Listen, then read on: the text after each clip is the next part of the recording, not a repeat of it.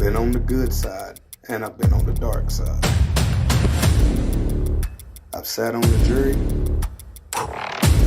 and I've also been an outlaw. In the end, I had to do this for myself. Sometimes, you gotta take a leap of faith. It's Thursday, and you know what that means. Welcome to Leap of Faith, the final Max Wrestling special event before Promo Mania. I am your captain, he is El Jefe, and we have an absolutely stacked show, which promises to be some of the most unmissable promo action we have ever presented. Boy, you're telling me, and let's throw a crazy announcement in there while we're doing it. I'm going to go through the lovely card, but I'm cashing in today. So let's hop on into it. Predictions for this Sunday. We're going to go through them for AEW Revolution, featuring the final match for the man they call Sting. Mike Larkin takes on the Phoenix, and boy almighty, I am dripping with anticipation. Me and Beer, we're taking it all the way, baby, as they say it back here on the US of A side. It's the Beer and Mo against Cap and Cypher for the tag titles, and boy almighty, silverware is coming this way. Travis, not themselves silverware. Attaboy.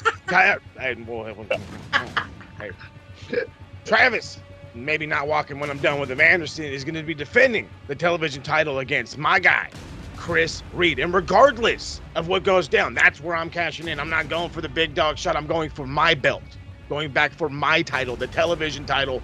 But I'm not overstepping it as well. We have to continue because we have to finish with the most unmissable main event in Max Wrestling history so far. Cypher defending the World Championship against the man they call the Kingpin. The Doctor is back in the house. But make sure you're subscribed right here on youtube.com/Max Wrestling. Follow us on SoundCloud, Spotify, Apple Podcasts, wherever it is you get your podcast. And head on over to the beautifully done website, maxwrestlingnet.weebly.com for all your information and links.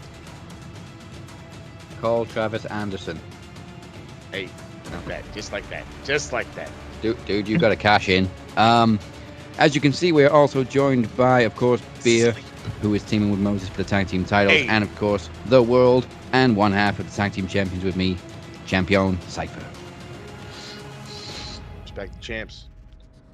This my man Beer. What's up, Beer? What's happening, fam? Appreciate y'all for coming on, by the way. It's early as dog guys. Not for Beer, though. Hey, I'm happy to be here. I'm ready. I'm excited. This is going to be the best one yet.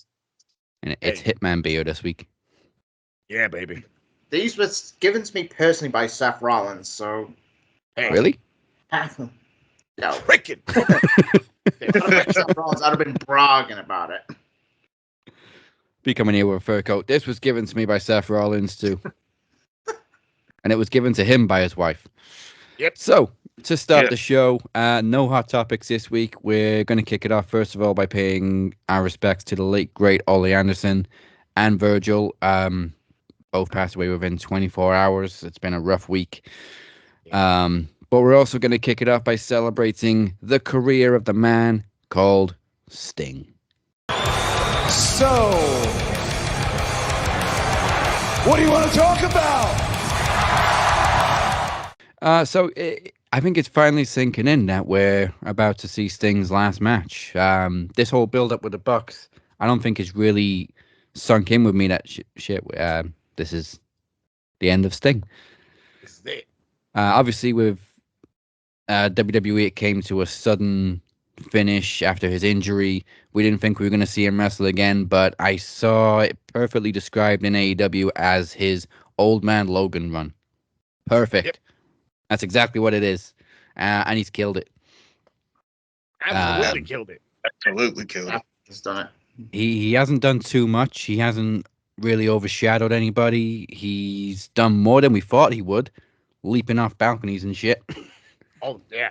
Crazy bastard.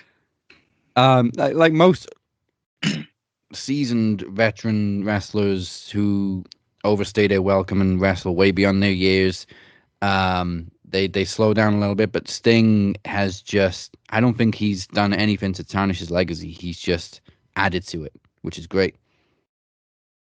No, you're 1,000% going all the way back from early NW or late NWA, early W, all the way through WCW to his whatever you want to call TNA run, the great TNA run, if you will, from him just being Sting to Joker Sting to anything and everything in between to, oh my God, he gets to go to Mania. We all excited, Mania shit, Mania match, whatever, injury.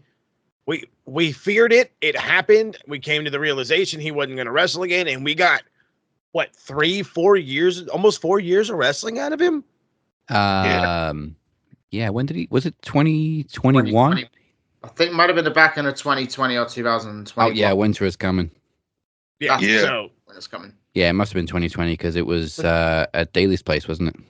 So just about 4 years. But within that time, as you stated perfectly, he has not overshadowed anybody. And that whole entire time, Darby had never been the other guy. You know what I mean? Darby was always Darby and Sting was Sting. They just won tag titles. It's a little bittersweet that they're more than likely going to lose him at the pay-per-view. And it's okay. It's okay. But it was a great moment for Sting. You know what I mean? It got him a little bit in the record books for AEW, so he's going to be there forever, which is huge. Yeah, You know, that's what we said. people like That's what we said a few weeks ago. Like he's never won anything in AEW, so even if it's just the tag team titles with Darby for a couple of weeks, just to say he's in the record books, that's cool. Yep, good enough. He was never going to go on a big world title run because that's not him anymore. He's not there to, like we said, overshadow anybody. He was basically there to lift up Darby Allin, and I think he's definitely done that. Oh, Even Elevated. So wow. even then, he hasn't always been in Darby's corner. He's letting him have the spotlight by himself a lot of the time. this is true. This is true. I mean, you it's worked perfectly. This guy. You mentioned Joker Sting. I loved that 1 week that they brought it back in AEW because I think Joker Sting, some people didn't like it, but I think the majority of TNA fans loved it. It was just crazy. So we love Joker Sting. I know me and Beer did. Oh, it was great. It was like with Joker Sting, it was obviously TNA at that time. That was red hot. I'll give, because it was like our getaway place in WWE because of how shit it was at the time. TNA was like literally an escape route at that time. Yeah. And he had a great feud with Bobby Roode too, which I still maintain is one of Bobby Roode's. No, actually, it is the best run for Bobby Roode in 2012 when he was the world champion for like 7 months as a heel. Yeah. 7 or 8 months. Yeah. And like I said, I haven't seen Dynamite last night, but I've seen a couple of bits, a couple of pictures, a couple of videos. I saw Sting did his classic descent from the rafters one last time. Oh yeah, I popped. The Yeah, kid dude, me one went more bananas. We talk about him doing crazy shit like jumping off balconies at his age. He's still doing the descent from the rafters at his age. Oh, trust me, it was crazy safe. He came down like an elevator slow, and I'm like, all right, thank God. But still, it was the way the Bucks sold it. It was like, oh shit, what do we do? What do we do? They freaked out just like everybody did in WCW. The second Sting would hit the ring, oh my God, and they do the whole backing off thing. Yeah. was So great. not like WCW when he would it was like he was dropping from the gallows. Just oh shit. Yeah, Just he would come down fucking fast. like the drop zone, like What- just straight, like 3 seconds. Wasn't that one when he jumped down on the NWO and he couldn't get the harness off, so he just started beating everybody up while still attached? Yeah. Yeah. Also the one in Ready to Rumble, Max Wrestling's favorite movie. When he did the zip line onto the top of the cage, that was great too. See, I was expecting that. I had seen somebody. I was like, "Oh crap, he's gonna do a zip line. He's gonna be fucking reminiscent of Ready to Rumble." But no, he did the descent from the rafters. It was great. I kind of hope maybe him and Darby do that as their entrance Oh, that'd be cool. come the pay-per-view. I think that'd be sick. They could also do it in sync if Sting just does a zip line and Darby comes down on a skateboard. Oh, that'd be even more badass. And then somebody, whoever's on the hard cam, just get a parallel shot. It can't be that hard. No, can't be that hard. They got a new producer, right? And they got time to practice it. Come on. Yeah. Hell, hit a skateboard trick while you at it, man. Do a 360 on the board. Yeah, fucking do a kick flip. Yeah. Tony Hawk Pro Skater in that motherfucker. Oh, that Bad Boy game was sick, by the way. Yes, it was. I spent endless hours just doing repeated kick flips on Tony Hawk. Heard that. I think one of my favorites. Still trying on the hunt for that. I think 2 was my favorite. Which one had the Foundry? I think it was Tony Hawk Pro Skater 2 or 3. I love 2. See what he did to us, Darby. I know, for right? me, Son of a bitch. like I was never a huge WCW fan because obviously I came into wrestling during the boom period of the Attitude Era, so I was all WWE. But I knew who Sting was, obviously, because he was larger than life. So most of my experience of Sting, like I've seen clips from WCW and stuff, but most of my experience comes from when he debuted in TNA in 2004, and I think he came back in 2006. He was part of Sting. He was part of the main Mafia, wasn't he? When he was fighting against Aces and Eights. Yep, part of Main Event Mafia. Aces and Eights also is underappreciated. Yes, the reveals sucked, but it was a good feud. I liked it. The 2 reveals when we were in Manchester, weren't it? When we went to see it. The 2 worst ones. Oh, they were. Also, the 2 most obvious ones. Like Wes Briscoe was the most obvious because you could see his fucking hair from under the mask. So when he wasn't in the mask, he tried to put it in a man bun. It was like, we've seen you with long hair. You're also on the friggin' poster for Turning Point. You did a giveaway, fam. That's what it is. So we talk about The Undertaker always being able to reinvent himself, but I think Sting needs more credit for doing that too, because he's been able to reinvent himself so many times and stay relevant for 40 years. Yep. Right. Start from Surfer, then Crow, and Joker, then obviously Sting that we got now. It's the amount of times he's reinvented himself. Props. I'm gonna say Crow Sting looks more like the Crow than fucking Bill Skarsgård. Yep. I don't know what the fuck that shit is, but that's a different story. And I hate to say it, but one match unfortunately we will never get to see is Sting. I know what he was gonna say. Sting versus Undertaker. Such a shame that we never got that match. That was a killer. To never ever see a match with just 2 colossuses. And can we just admit as well, when Sting lost at WrestleMania to Triple H, that was the wrong decision. That was bullshit. That was one of many matches that Triple H shouldn't have won. No. And I love Triple H. We could do a whole show on matches Triple H shouldn't have won. I love Triple H, but he won more matches than he should have.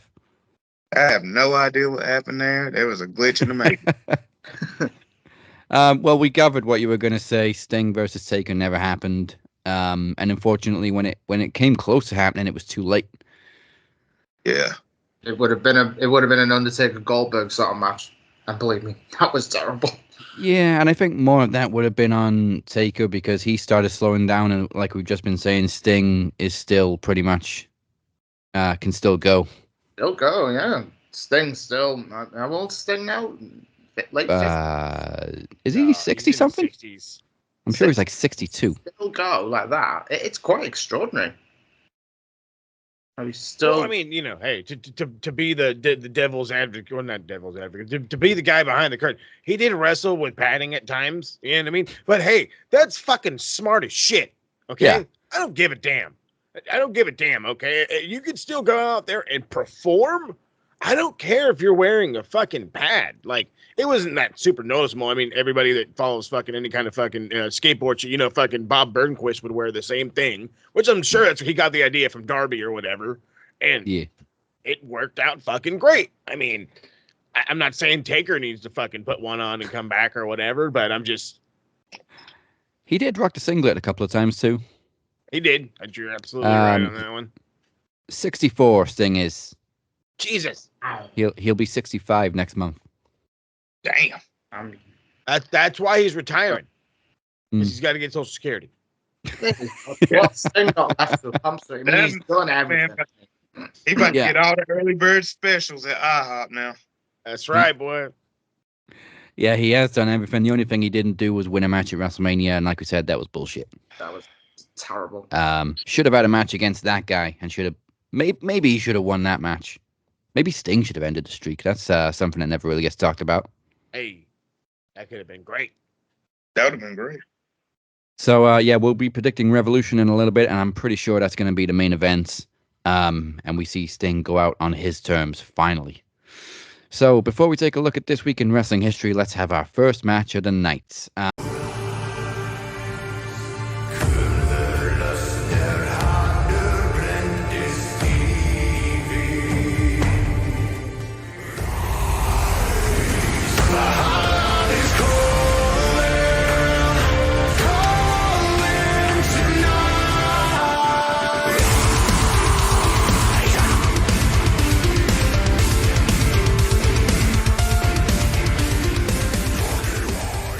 Here we are, February 29th, on a new battleground called Leap of Faith. And yet, here I am. I'm playing Hitman right now. I just had a couple of minutes in between loading screens. And now I'm sure some of you are still wondering just why I decided to challenge the guy whose birth certificate is just an apology letter from the condom factory, Lester Crest. Oh, no, wait. Oh, my bad. I mean Mike Larkin. You see, it's very simple when you think about it. It's 3 reasons. 1, like I said, we've never faced each other in promo battle before. 2, I needed something to do on my way to Promo Mania where I will regain my knowledge title from Teddy P. And 3, it's because it's almost heartbreaking to see what Mike Larkin has become. Allow me to explain. See, for those who don't know, a few years ago, me and Larkin were seemingly at a war where I was chasing him for the better part of 2 years just to claim my first knowledge title. However, around that time, Mike had just started transitioning over into the promo side of things. Even holding both the knowledge and the promo championships at the same time. It just so happened to be a shame that both reigns ended on the same day. But nonetheless, it's still a feat that's amazing to accomplish. Even if it doesn't match up to me walking out of Promo Rumble a couple of years ago as the TV, knowledge, and world champion. Anyway, as I was saying, you had it all, but what happened? Look at where you are now. Scraping the bottom of the barrel because you simply can't just let any of this go. And refuse to accept the fact that nobody wants to work with you. On the off chance that somebody does challenge you, we all know you're going to send it down to those little ladies of yours down in that dollar store porn style version of UFC just so they can boost up the view count and give you at least something to brag about. I tell you what, let me ask you a question, something, Mikey, alright? Just bear with me. Now, I'm sure you recognize these from the cinematics that we've done in the past, but just let me ask you something real quick. You ever won that one? Correct me if I'm wrong, but the answer is no. Because the one time you decided to challenge for it, I was a champion. And who won that match, Mikey boy? I did. I won't ask about the other one because we all know you still hold the record for the longest reign as Max Wrestling Knowledge Champion. At 628 days, I believe. But who's the one that ended that reign? I did. And that was without secretly Googling the answers. So I ask again. What happened? It can't just be your losses to me, could it? You went from being the guy to beat at the very top to being just a little boy that plays the sympathy card behind his computer going, hey, does anyone know where I might find a personality? Mike, let me make something perfectly clear to you. I've said it before and I'll say it again till I'm blue in the face. I respect you. But in the same breath, in many ways, I pity you. And you need to realize that this is my house now. I'm in God mode now, boy. And you can't touch me. But you will acknowledge me.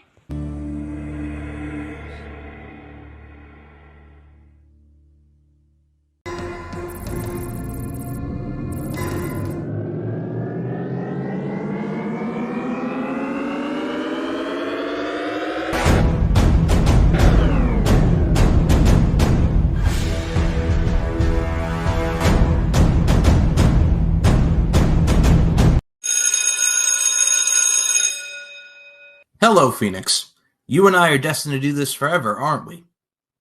First off, if we are going to do this, and you actually want to cut an articulate, coherent promo, how about you get the bag of dicks out of your mouth first, okay? You see, for the past 4 years, you've been competing at the high school level against all of these dopes. Well, congratulations. You just hit the college level, and now you're aiming for your masters. And just like Pac said, I ain't mad at you. Keep your head up. No, actually, how about you keep your head down, because this master is telling you to sit down, shut up, and obey, because class is in session. You see, there's a major difference between you and I, Phoenix. You need the Dragon Club. You need the chess club. You need the book club. Hell, you could head back to the clubhouse with the No Girls Allowed sign because you're afraid to catch the cooties.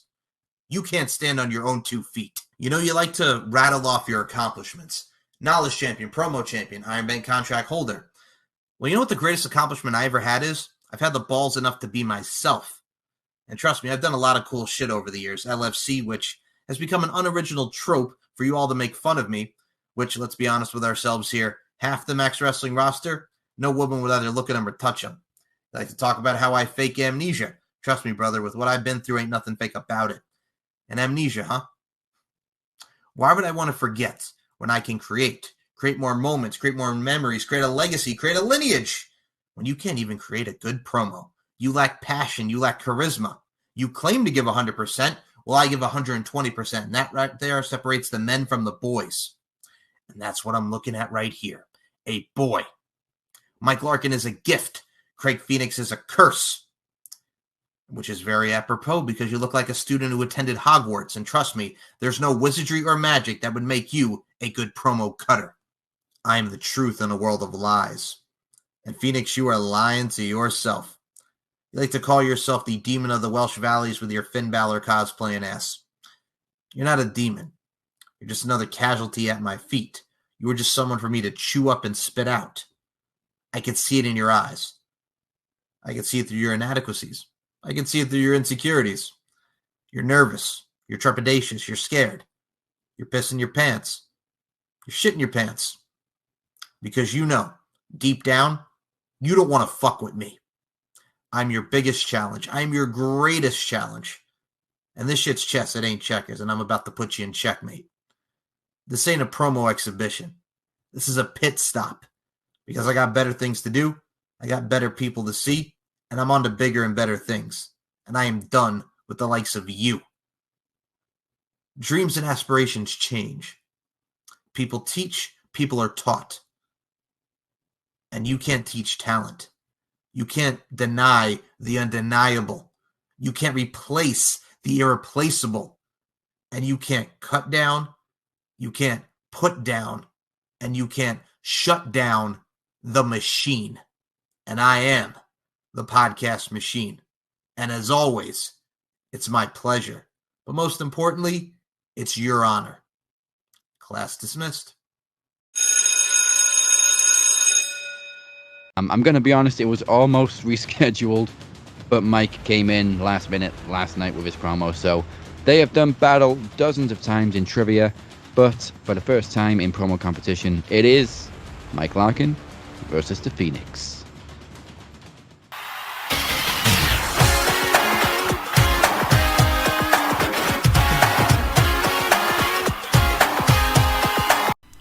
Alright, history this week kicks off with February 23rd, 2003. At the Bell Center in Montreal, WWE presented No Way Out, which featured some good and some bad. Great opening match between Chris Jericho and Jeff Hardy, The Undertaker versus Big Show, and a 3-on-2 handicap match as Team Angle faced two invisible men by the names of Brock Lesnar and Chris Benoit.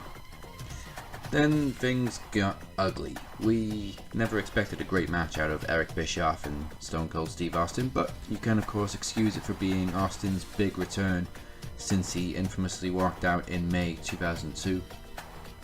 Of course, the storyline was Eric Bischoff's job was on the line if he couldn't re-sign Stone Cold, and of course, out comes the rattlesnake.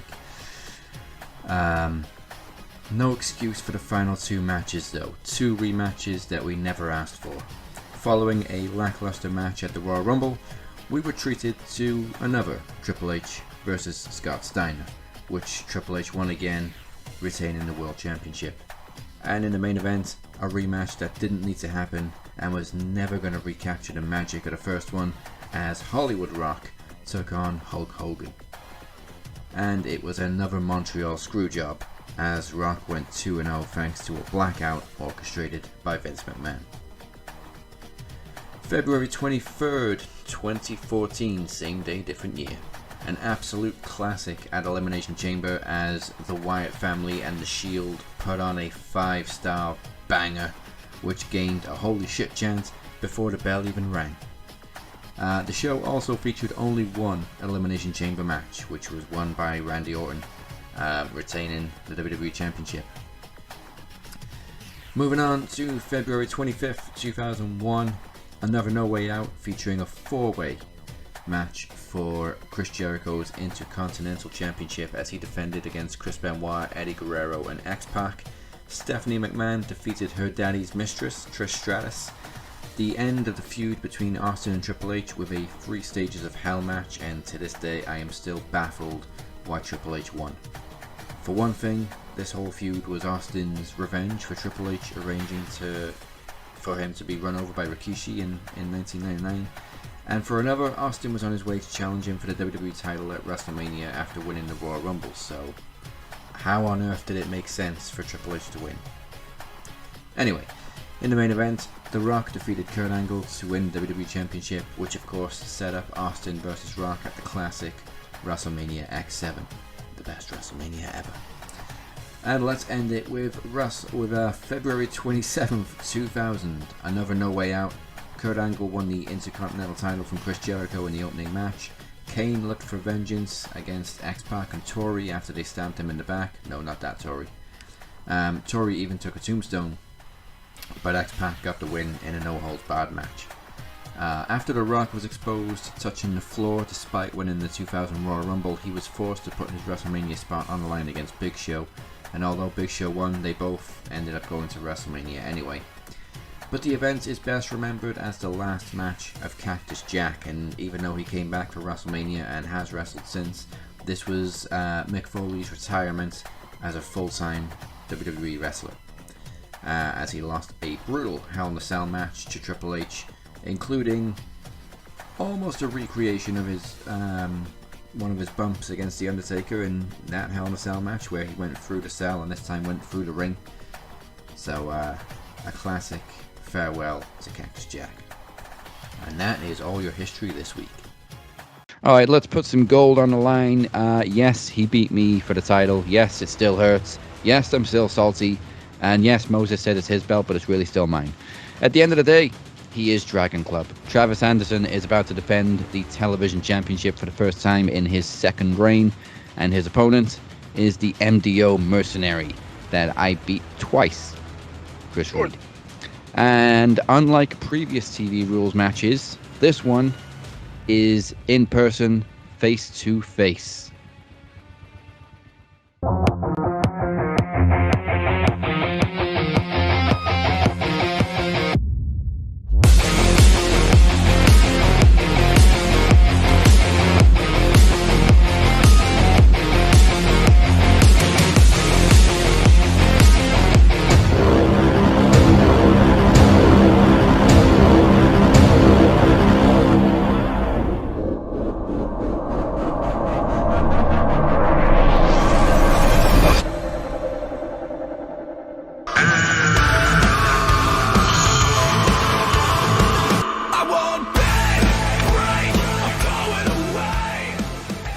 Ladies and gentlemen, this is your Max World Champion Cypher here, and it is now time for the Max Wrestling Television Champion match.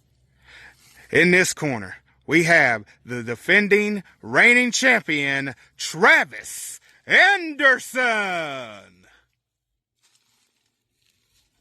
And in this corner, representing the MDO, Chris, the Mercenary Reid. All right, guys, y'all know the deal. This is under TV rules. 5 minutes or more. And since the champion decided to go first, he speaks. Well, actually, I did want to go first. But that was before I saw his little promo last week, and it seems like he has quite a bit to say. And since I'm this new person and I'm not this asshole I used to be, I'm going to switch it up. I'm going to give you a chance right here, right now, to impress me. I am the best that has ever done these promos. I have beat every single person in Max Wrestling. The last champion, the one you faced multiple times, I beat. So, impress me. If you can impress me, I won't even compete, and I will give it to you. All right, ladies and gentlemen, changing stipulations. So, Mr. Reid, the challenger, will go first. Whenever you're ready, Mr. Reid. You know, Travis Anderson, you have to be one real dumb sumbitch to challenge me. But let's not start off that way. Because you see, you are right. You are the best of the best. That's why I said last week that you are perhaps going to be the biggest war that I am walking into. Because you have done it all.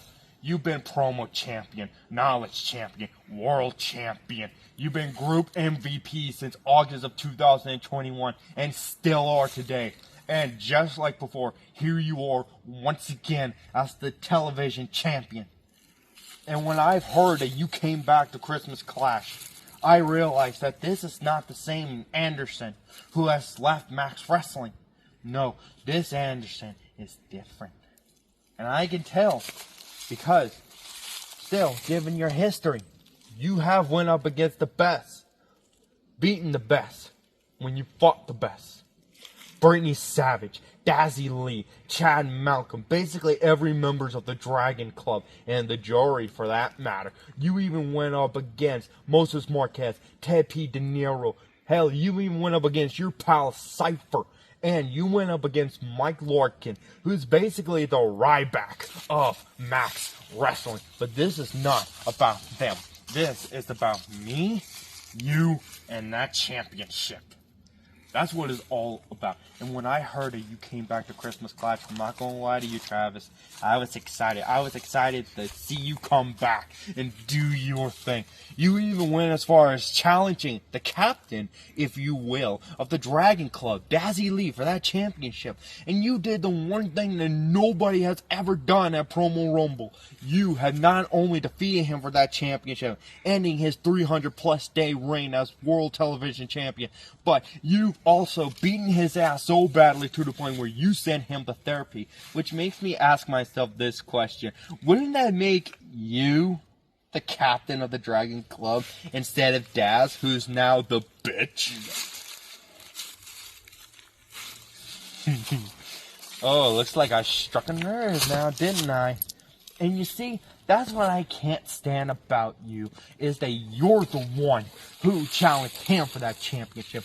You're the one who defeated him for that title. That shouldn't have been you. That should have been me. I should have been the one to challenge him for that championship. I should have been the one to take that away from him. I should have been the one to beat his ass so badly to the point that he went to fucking therapy, and I would have made him my bitch in a heartbeat.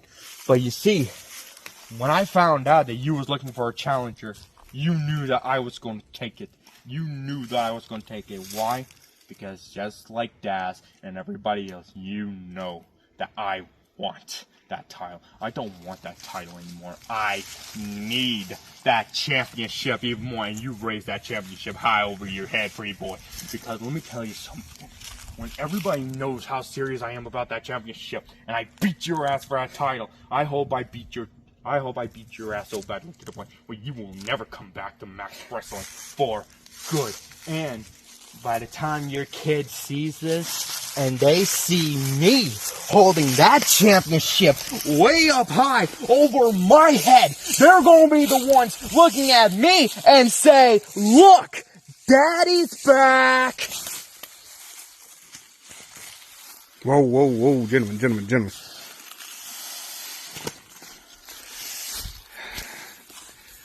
Got to get things under control here. All right. Challenger Chris Reid.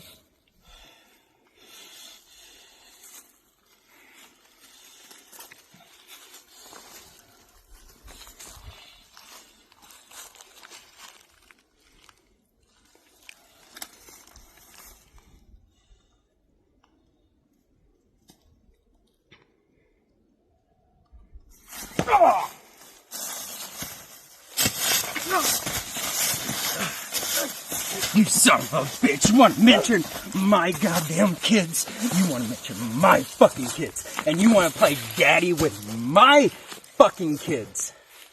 Now see, this is where you've screwed yourself up, Chris. You mention my family. That causes you a fucking disqualification. And as long as I am champion, you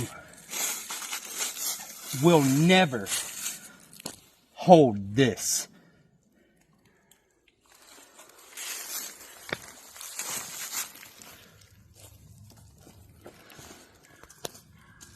Well, that's pretty conclusive, pretty decisive. Still your television champion, and keeping it in Dragon Club is Travis Anderson. That wasn't even a part of the rules. You can choke people out in your rules. That's the game now. I'm choking everybody out. Hey, I man, mean- I wasn't gonna break that up, dude. That was a personal vendetta, and no, I wasn't gonna break that up. Like Travis did say, Chris broke the rules. You don't mention the opponent's family, and he did. I don't mean you choke a man. I think he's still there. Yeah, I think Chris is still sleeping. Phoenix might catch up to this before Chris does. Wouldn't be surprising. Good God. There's just Well, trivia take. speaking of breaking the rules, you said you were going to cash in, and I still haven't got hold of Travis. So That's I not don't know my how- problem. Oh shit! It sounds like a not my problem thing. So I'm waiting for you to hit the timer so I can set my record, so I can grab this fucking thing off the wall right here and go for the 3-time television title. All right, I'm going to keep trying to get hold of Travis, but we'll start the timer right now. Good luck. See the little Max phone right there. Okay.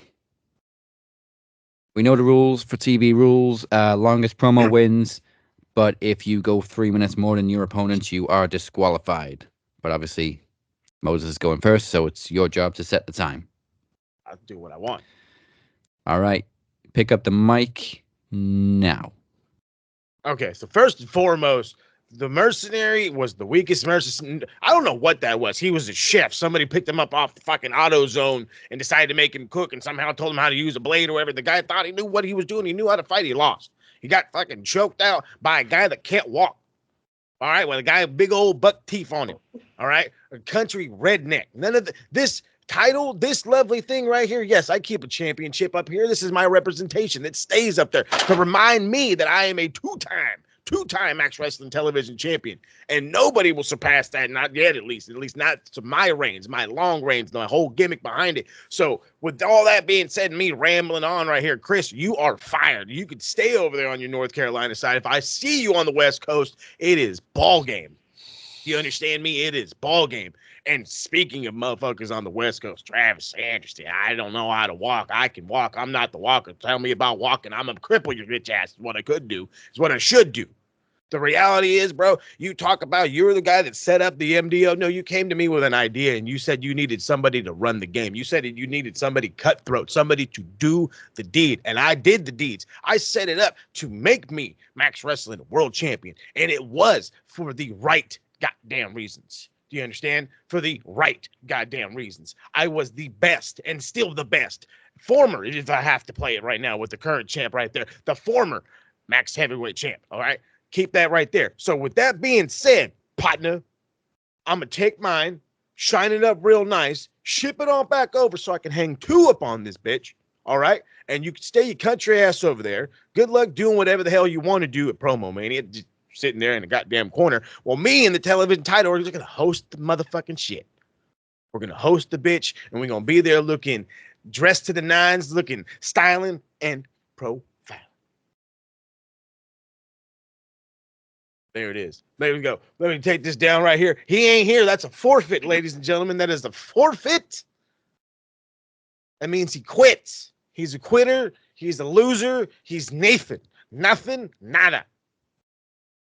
Nada. He's what these guys are, and even though I love him, he's trophyless. Trophyless. I actually just got word. Apparently, Travis anticipated this, and he has sent a promo in. Son of a bitch.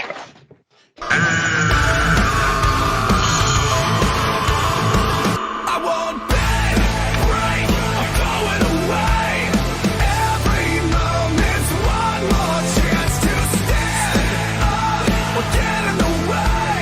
So when I go, I want the world to know. Moses, I just knew you were going to cash in today. I knew you were going to cash in that Iron Bank. Whether it was going to be me or Chris, I already knew because I know the type of man you are. Chris, I hope you see very clearly the type of person that you are working with now. I hope that you will run as far away from Moses as far as you can. Quite frankly, at this point, after what you said about my kids and what you said to my face, I hope you just run far away from Max Wrestling. You better hope I don't catch your ass anytime soon around here. But back to you, Moses. You tried screwing Chris, you tried screwing me, but that's the problem. Fool me once, shame on you. Fool me twice, shame on me. I'm not going to allow you to screw me and take another championship from me. Not after what you did to me last year. And I hope by now you have the balls to admit what you have done. Now, Moses, there's another reason why I knew you were going to do this today. And it's a secret. A secret that I'm not going to spill all at once right now. Over the past year, Moses, you have made a lot of questionable judgments and you've made a lot of questionable choices. It makes me wonder, are you Jefe? Are you really the leader of the MDO? The answer to that is no, you are not. And no, I am not either. I am far done with the MDO. I am proud to be in Dragon Club. But I have learned that you, Moses, you have a boss. You have been sitting there for over a year taking orders from someone else.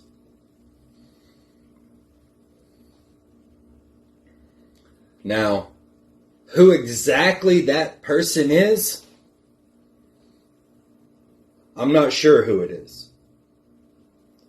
But I know for a fact that you being the type of person you are, and being the only person around here to ever take the mask off of Anon Mascaras, you cannot tell me that you would not expose him.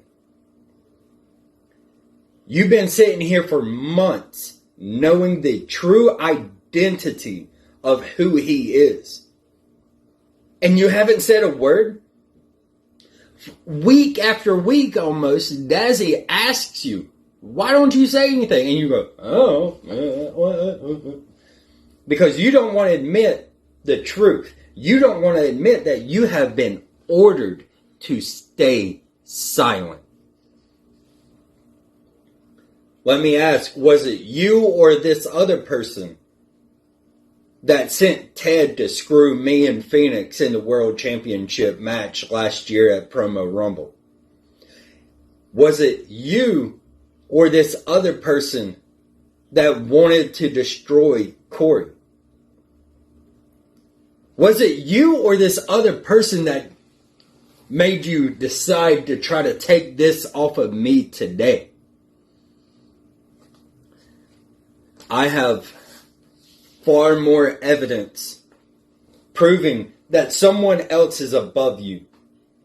I have evidence proving that you are nothing but someone else's bitch.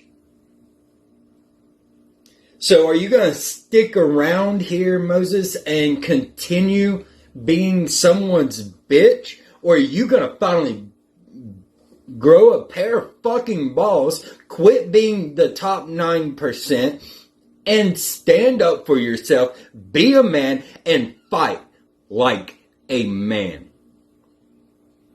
What are you going to do, Moses? Are you going to stay hiding behind this person, or are you going to expose them?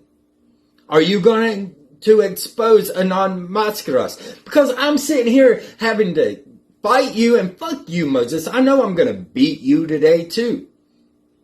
I told y'all that I was going to be the one to drive the nail into the coffin of the MDO.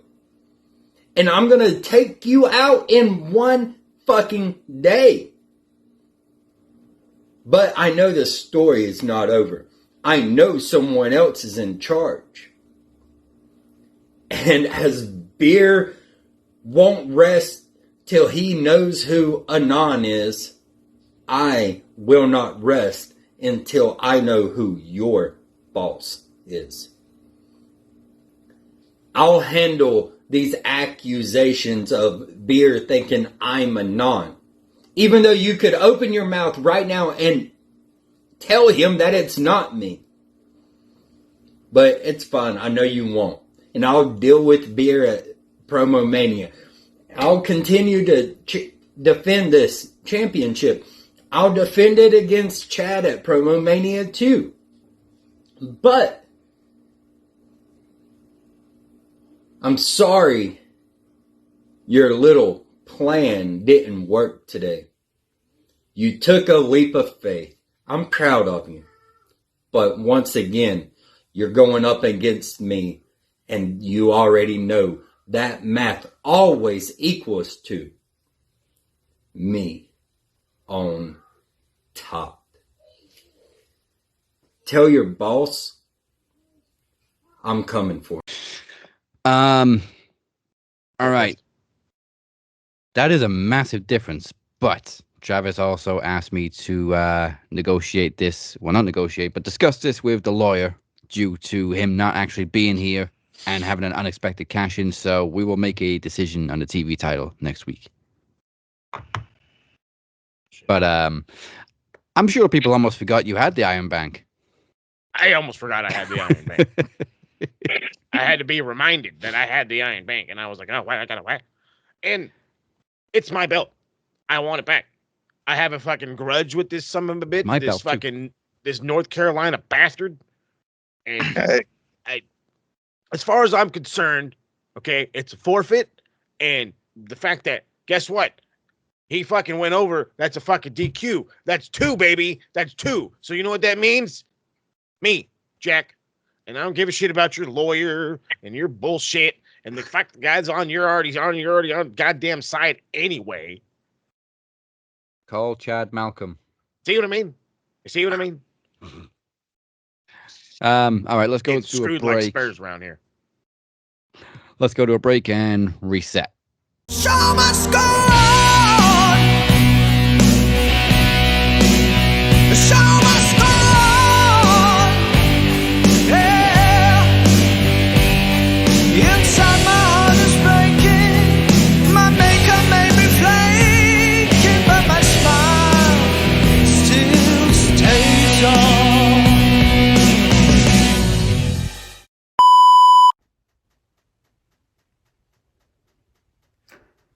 Hello, Beer, my old friend.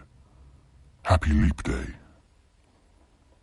It has come to my attention that you have pointed your finger in a certain direction. You believe me to be Travis Anderson. Well, I should give you the opportunity to find out. On behalf of Travis Anderson, I invite you to face him at Promo Mania. And if he is me, and you are correct in your assumption, I promise I will unmask. So, have you deduced his conundrum, or are you playing a dangerous game?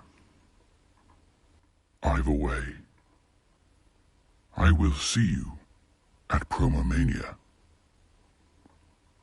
Or will I?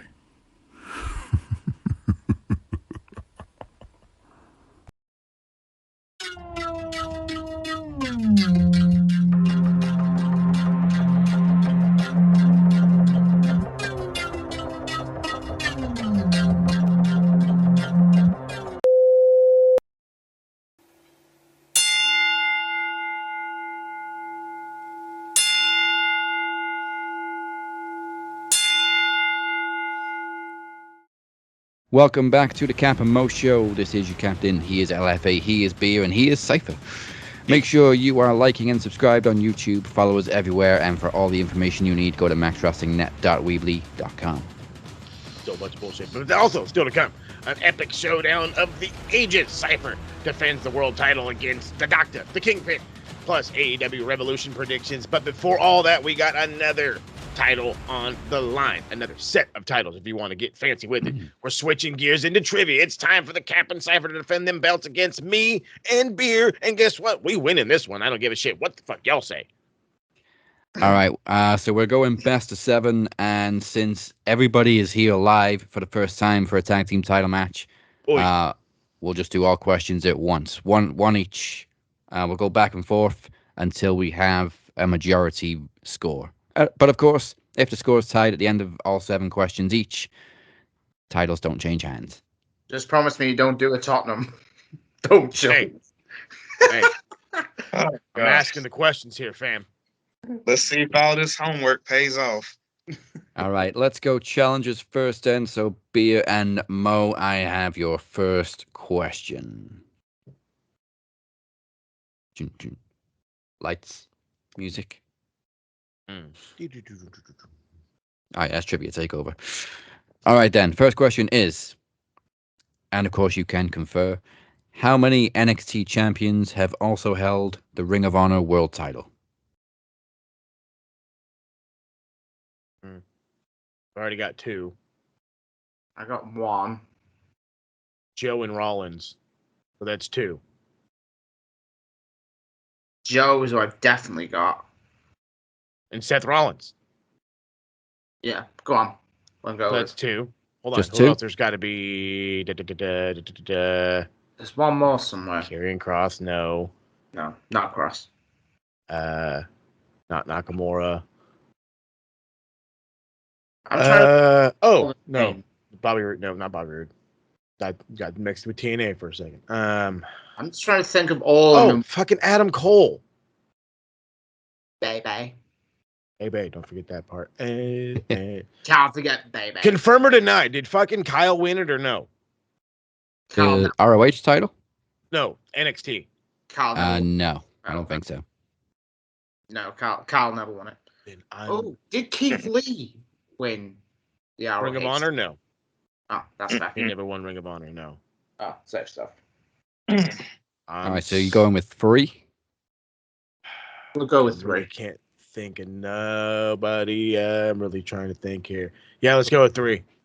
All right, so Samoa Joe, Seth Rollins, and Adam Cole. baby. Yeah. All of them did win both titles, but there was one more that you missed. I fucking knew it. Kevin, formerly known as Steve. Oh my God. Of course I'd missed the one most obvious guy ever. That had the best ROH fucking title run I saw. God damn it. Damn it. Did all 4 Undisputed Era guys win the ROH title? Cole, Roddy, Strong. No, just not Bobby Bob Fish. the Fish didn't. Bob the Fish didn't win it. Bob the Fish was his peak was TV belts. Bob the Fish. That was definitely Bobby Fish. Bob the Fish. Oh my God. All right, let's get the first question for the champions.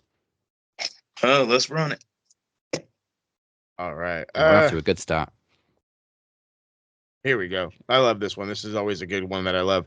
Who is the father of the hand that Mae Young birthed? Mark Henry. That's good shit. Mark Henry.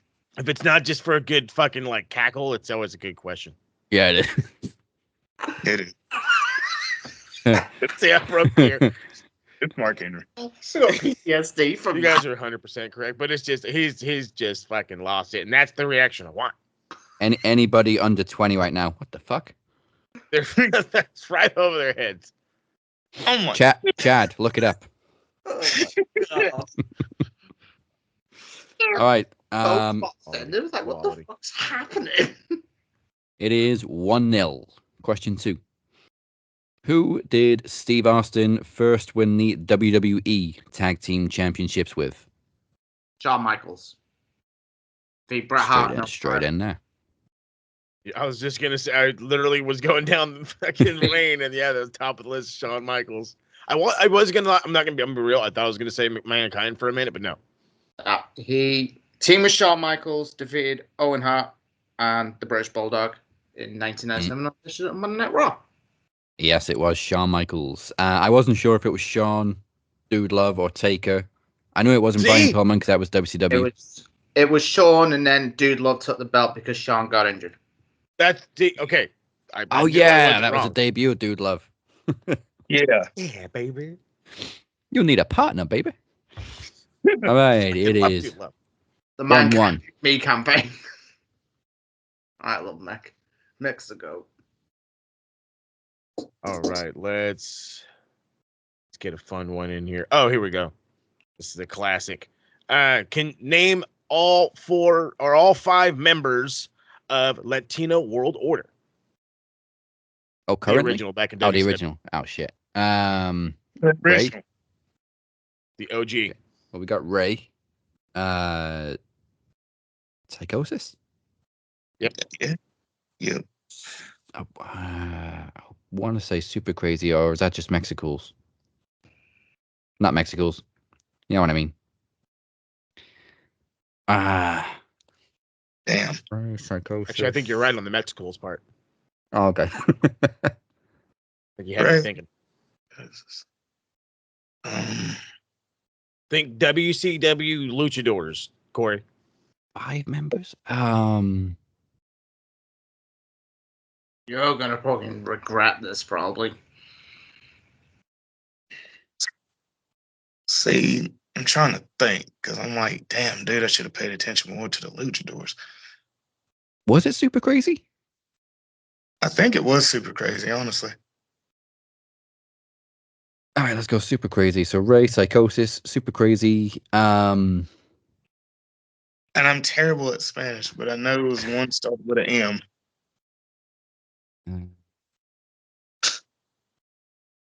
I can't think of his name, but one started with an M. Damn. This is what I get for the NXT question. Yep. Yeah. Karma. I really can't think of any more luchadors. One started with an M, but I can't think of it. Like, I don't want to butcher it either.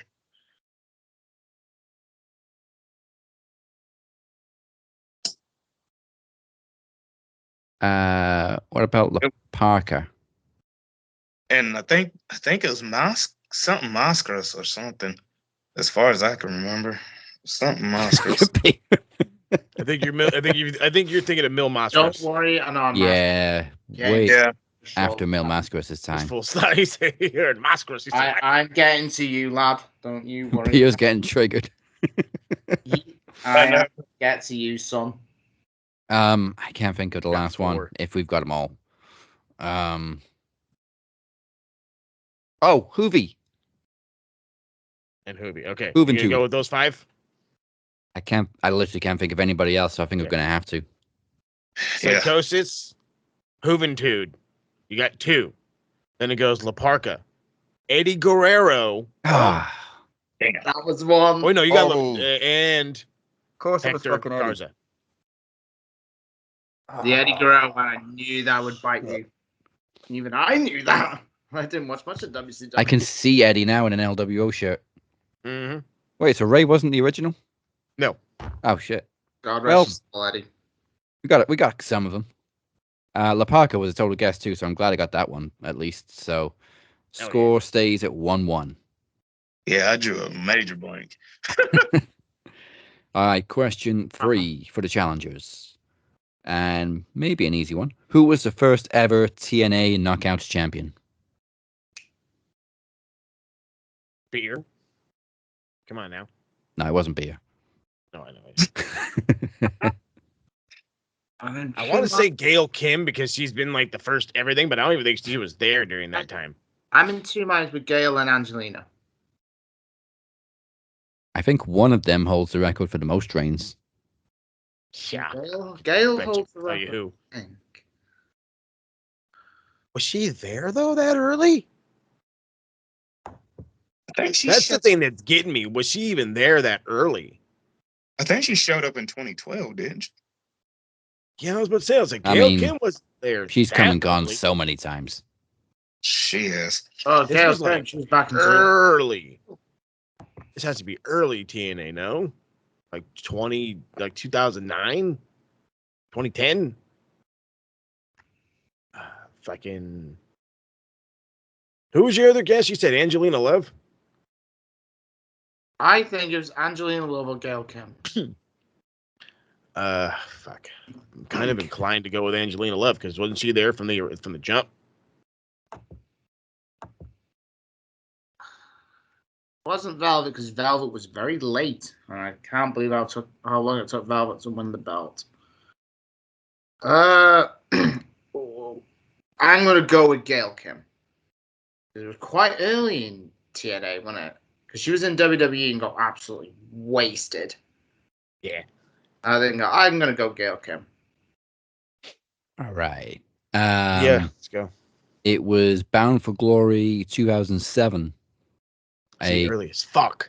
Gauntlet to crown the first ever Knockouts champion was won by Gail Kim. Oh, hey. Last eliminated Roxy Laveau. See, I knew it was early as shit. Yeah, and then I think she went 1-on-1 with Kong at Bound for Glory 08. Wow, Mo, we got this. Yeah, baby, let's go. But yeah, either way, it is 2-1. And yes, Gail Kim was a pioneer in the Knockouts division. Absolutely, yes. Okay, let's get to third question. All right. Score is 2-1. Here we go. Okay, out of Ric Flair's 16 world titles, how many of them are WWF titles? Oh, 2. 2. The Rumble and is it Savage EP? Now you got me fucking thinking. I'm not. I know it's 2 anyway, but I can't remember who the second one was. Who we beat Yeah, for the you're right, second it's one? Was it Savage? I want to say yes, but that doesn't feel right. No. Well, one was definitely the 92 Rumble. Well, yeah, everybody knows the 92 Best Rumble. Royal Rumble ever, by the way. Facts. Stand by my word. It was Savage, yeah. Oh, okay, sweet. Good call. All right, 2-2.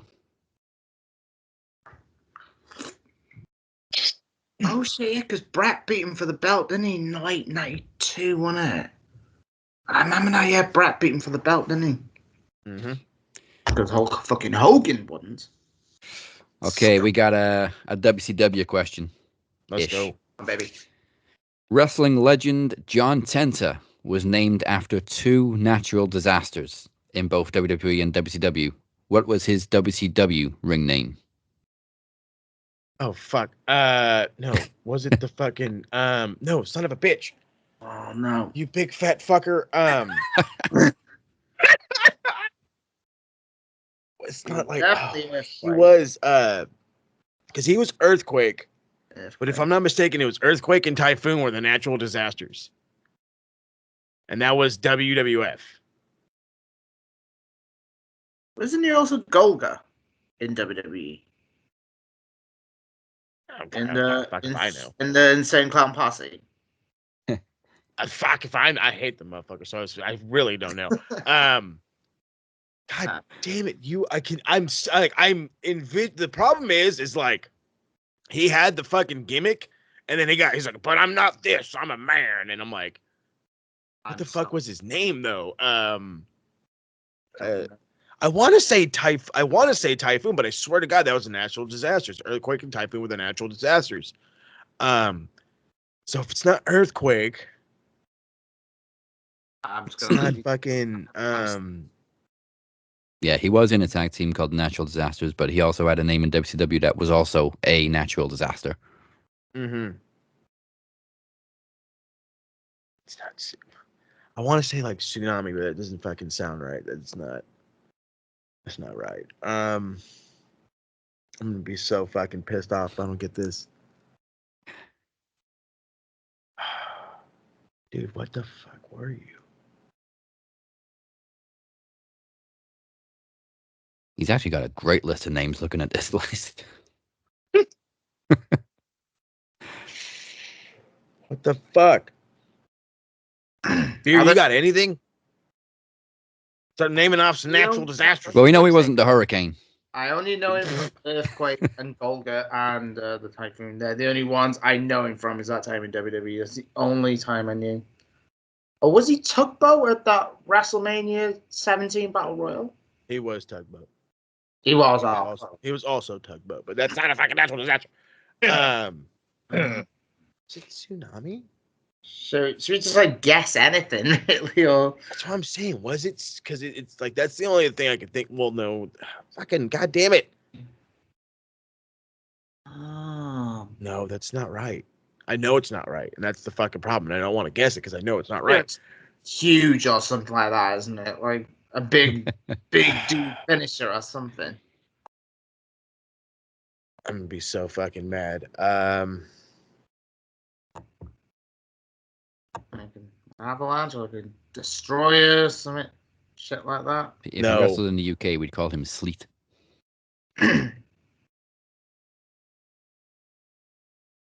Avalanche? No, I think King Kong for some bizarre reason. Thinking of King Kong. Because there was Ice Train. I mean, let's fucking go Tsunami. Fuck it. Tsunami. It's wrong. You going with Tsunami? Yeah, it's fucking wrong. Tsunami wasn't any of his long list of names. You did say it, though. It was Typhoon, wasn't it? It was Avalanche. Avalanche, motherfucker. Typhoon was actually Fred Ottman, who was also Tugboat. Oh, so he was the guy that was Tugboat. Yeah, they were the natural disasters. How was the son of Tottenham? A list of John's other names were the Canadian Earthquake, Earthquake Evans. He was Golga. Yes, he was Earthquake a bunch, fucking bastard. The Gargoyle, and he was also known as the Shark. See, I do remember the Shark. He's only died at a very young age, by the way. Yeah, 42 from bladder cancer. That's mad. I was gonna say, well, he was young a age as massive well. son of a bitch.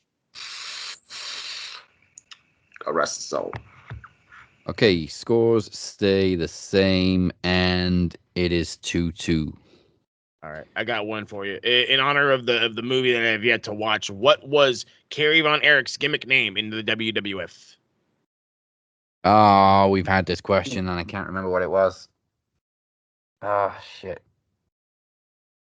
Oh, I'm so fucking mad that I guessed Avalanche. Avalanche didn't even say, or fucking. I just guessed something random because for some reason I was just thinking King Kong Bundy, and I remember that was his finisher. One of my earliest memories is Earthquake crushing Hulk Hogan's ribs. Hell yeah. But my mind's gone completely blank on Von Erich, and I know I've heard it. What was his gimmick name? Mm-hmm. Because when he got to WWF, they didn't let him be Kerry Von Erich. They had to give him a gimmick because that was what they did with everybody, especially in '92. And it was a gimmick name too. It was like the something, I think. Thank you. Well, I don't think it was anything iron or claw related. I'm just gonna throw out the Destroyer The Destroyer. because I can't think of anything else. You got a guess, Corey? Or you gonna go with that? I mean, I'll go with the Destroyer because I was thinking maybe the Blade or something, but the Destroyer sounds a little bit better than what I've got. The Texas Tornado. That's it. Another natural disaster. Hey, natural disaster questions are terrible. That was Vince, baby. That was '90s Vince for you. The Texas Tornado. Had some banger matches as well in this time. Yeah, I still need to see the Iron Claw too. Yeah, I haven't seen it yet because I've heard it's I've only heard excellent things. And I know it's also obviously very emotional. Mm-hmm. I need to watch that at one point. Okay, still 2-2. Question 5 for the challengers. Well, man, this is a tough one. While managing the Road Warriors, Paul Ellering voiced a toy puppet with what name? It was a childhood toy of the Road Warriors. What the fuck? What? This is very obscure. Anyone guesses this? They must know Paul Allen from the top of their heads. It's the same doll. Same Ellering. Did this have anything to do with the gimmick, or was this like outside of the thing? Yeah, I think it was like a build for WrestleMania or something.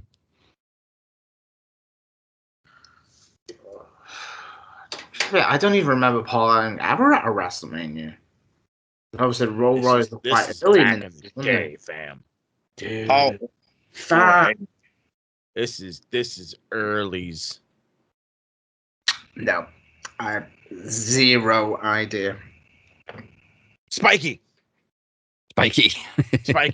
Just anything to go with that because that is tough. Yeah, it was mad curious. It was a ventriloquist dummy, so we go with Spiky. Sure. It was actually Rocco. Oh, see, now that fucking rings a bell.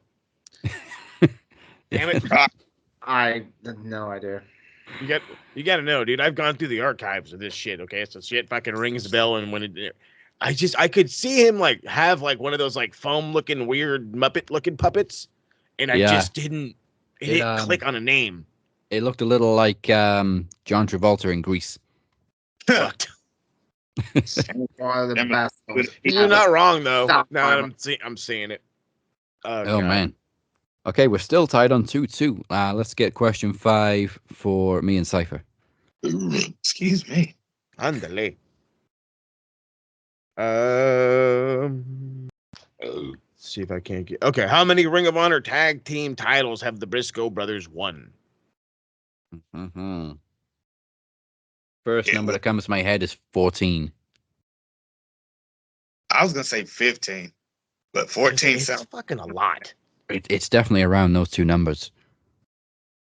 Like I was thinking 15, but 14 sounds close. But I'm not like they won so many, so I don't know if it's 14 or 15.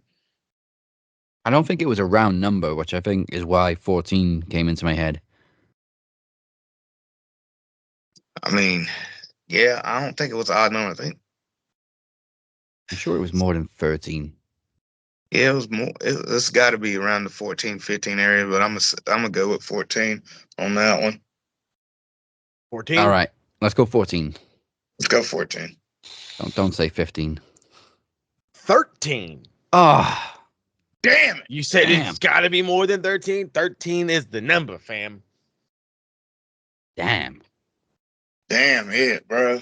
I knew it was around the number though. It was. We were close to it because I was thinking they wanted like 15, but it's okay. Should have known it was an unlucky number. It was. Lucky All number right. 30. It was always 87. I have no idea why. I always put the devil's number, I do. Okay, still 2-2. Question 6 for the challengers. Come on. I had to rephrase this question from match to appearance because it would have been a different answer.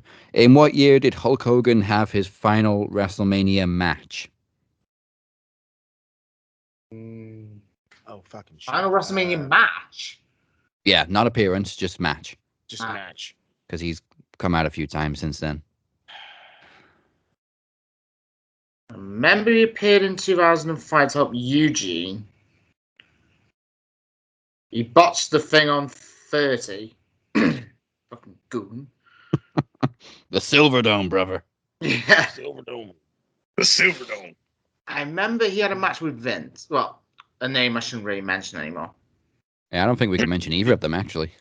The This match only never one happened. that- Against The Rock. I was gonna say that's the only one that comes to mind.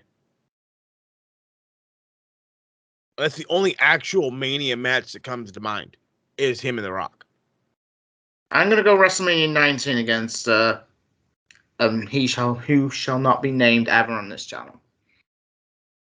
Go 2003. I'll rock with that. All right. I was going to say, you definitely did say the right match at some point. Yeah, Rock was WrestleMania 18, Vince was WrestleMania 19, and that was his last official WrestleMania match. Yeah, buddy. It is 3-2. Get in. Hoyland goal, that. Predator. Oof, we're getting into injury time. Yeah. Where's Bergie time here? All right. I Squeaky could bum bust fight? out that one, but that also seems a little Come on. obscure. Give us an fuck yeah, you equalizer. guys gave us an obscure one. Ah, Love it. shit.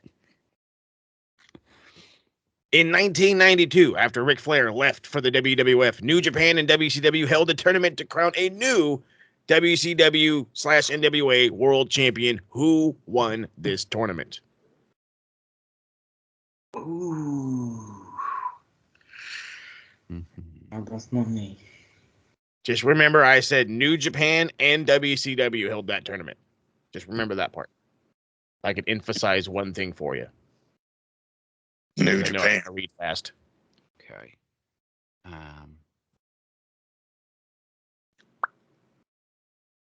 Fucking watch. Get on. Who said you can get off the charger? Who fucked up? I think it's too late for Inoki.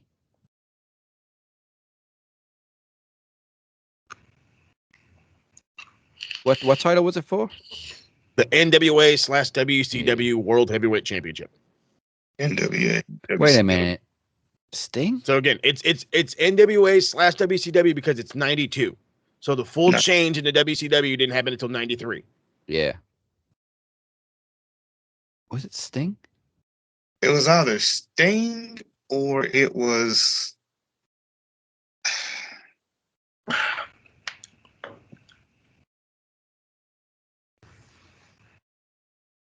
NWA, WCW. I'm trying to go with the roster. The top. Originally, I was thinking a New Japan guy because obviously it's a shared tournament, but like they used the title in WCW, so I need to buy a new WWE shirt. I just buy all the ones who fucking get rid of for like $5. it would make sense for me if it was Sting because obviously he feuded with Flair a lot. Ooh, Sam Punk shirt's not Yeah. I mean, I'll go with Sting. I'm sure we've covered this in history and Sting's name came up. Yeah. That's why I've been trying to rewatch all the retro rewinds just so Attaboy. for all this. This is why. To prepare for Moses' trivia, go back and watch this week in wrestling history segments and retro rewinds. It's a good idea. I'm feeling pretty safe with Sting. It may not be the right answer, but that's the one I feel most confident with. So, fun fact, if I'm not mistaken, Sting won the belt after this guy lost to Ric Flair, and that guy was a New Japan guy, Masahiro Chono. Sure. Also the NWO Japan leader. For those in lovely who want to know some more about Masahiro Chono, he's the man. All right. So we are trailing 3-2, and we're no longer in injury time. We're now in squeaky bum time. Final question. Squeaky bum. Come on, Mo. So in order for us to tie and retain, you guys need to get this wrong, and then we need to get the next one right. So your final question is, at which 2016 NXT TakeOver did Samoa Joe defeat Demon Finn Balor in a steel cage match for the NXT title? I watched this TakeOver recently. Shit. Well, the latter match was Japan. I actually watched TakeOvers quite recently, actually. So, steel cage. It just did Japan before that. I don't see why they don't. I don't want to say they do it to Canada that early.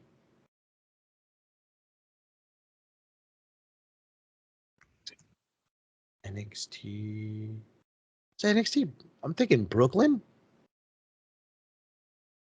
Does that sound right, Beer? Does Brooklyn sound right? I'm just trying to think because I literally have watched so many takeovers recently. I'm thinking Brooklyn, or I'm thinking because it wasn't Cardiff. Oh no, it wasn't. It wasn't international. It wasn't definitely not Toronto because that had the best time. No, that's what I'm saying. It's not international. It's fucking. It's gonna be Brooklyn, or it's gonna be. But where else were they? What else did they do in the fucking States? Brooklyn, and where else? Did they go to Boston? They had TakeOver Philadelphia, New Orleans. New Orleans is best ever, by the way. So then it's not New Orleans because you would remember. Fuck. Brooklyn sticks the fuck out. Respect was Bailey and Sasha. The end was. That's too far That was out, Asuka dude. and Bailey. I think that was Asuka and Bailey was the end. Got a lot of reasons to me, by the way. It's not a Toronto, right? No, Toronto was the. I think that was Joe and Nakamura. I think Toronto. I'm going right fucking back to Brooklyn. I'm gonna go for the end because that was a recent. No, was it the end? It was either Unstoppable. No, that was Sammy and KO actually. Dude, you're going too far back. Toronto. You're going too far back, dude. Just list every single takeover. I'm trying to think. Takeover? No, it wasn't Takeover 36. Fucking hell. It was 3 years ago was the last Takeover. Yeah, this was 2006. 2006? 2016, my bad. I was going to say, I was like, are you mad? Black This and was Gold pre-NXT. Please. Are you off your head? Unstoppable or the end, I'm going to go with. I'm going to go. I'm sticking to my fucking guns, fam. I'm sorry. I'm going to go for. Well, definitely not London. There's Joe on. I'm going to go for the end. God damn it, my fucking gut wants to tell him to fuck right off.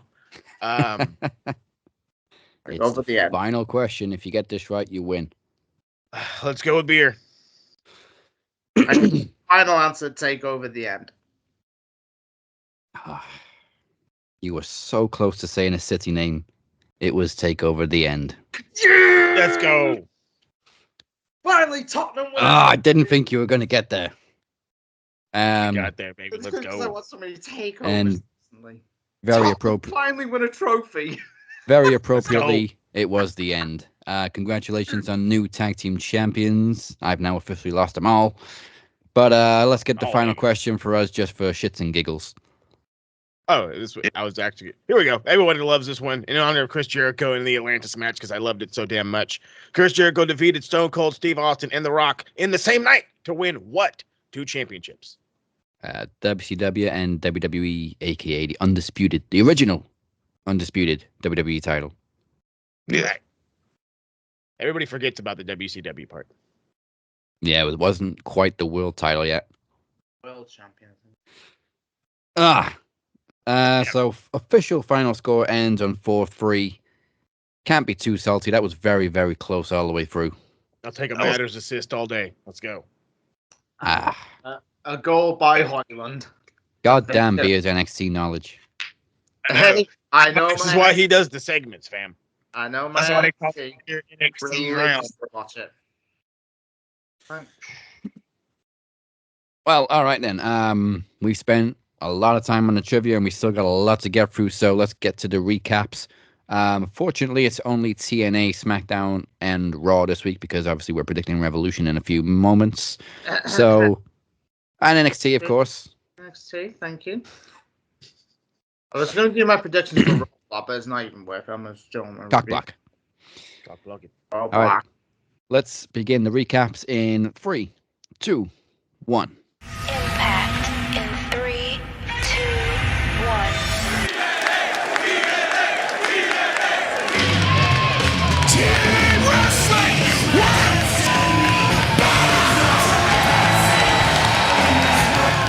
Okay, let's get into Impact. We're going to cover the No Surrender Go Home show, and then we're going to move on to No Surrender because it was the very next day. So, on Impact last week, Chris Sabin defeated Jason Hotch and was greeted to another campaign video from Mustafa Ali after the match.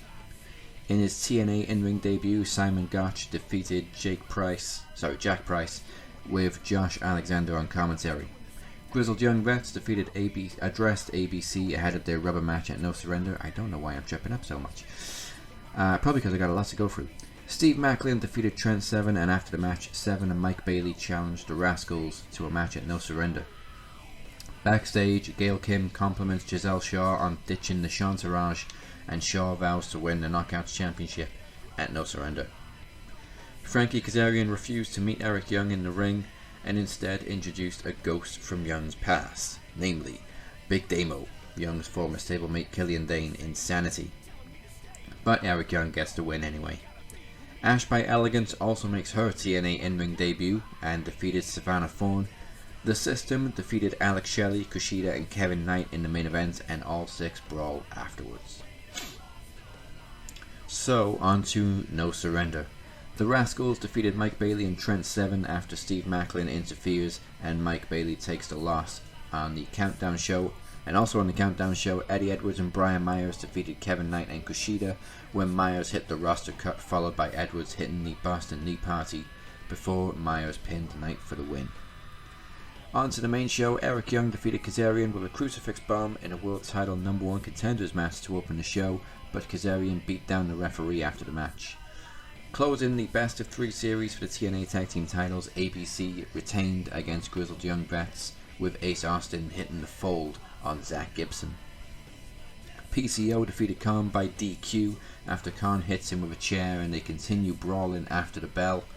In the locker room, Alex Shelley urged Kushida and Kevin Knight not to throw in the towel in the main event, and even tells Chris Sabin that he doesn't want him at ringside so he can focus on his own match.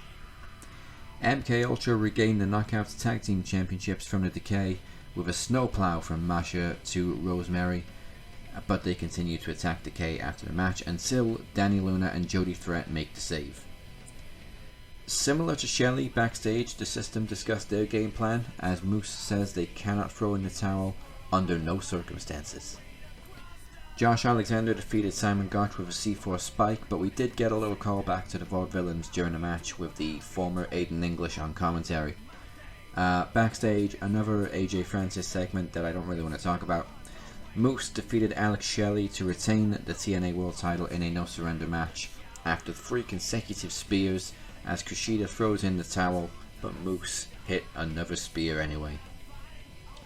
With Ash by Elegance at ringside, Jordan Grace defeated Giselle Shaw with a Juggernaut driver to retain the Knockouts Championship. And in the main event, Mustafa Ali wins his first major singles title as he defeats Chris Sabin for the X Division Championship with a 450 splash. That was No Surrender and Impact. Now, as we're predicting Revolution later on, we're going to be skipping the AEW recaps this week, so now it's over to Travis Anderson to recap the Smack.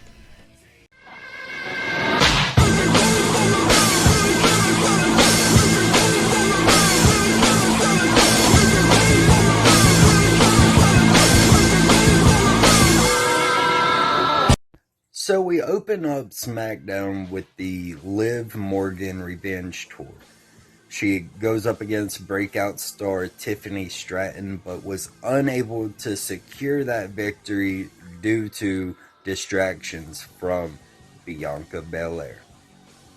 Braun Breaker, he picks up an easy win over Dante Chen with a front slam and a spear. It was nothing but a glorified squash match, which I don't think that Braun Breaker really needs right now. He needs to be in there with the big guys, the big names, and make a real name for himself. He had a great run in NXT, but he's on SmackDown now, so he needs to step it up and get away from these squash matches.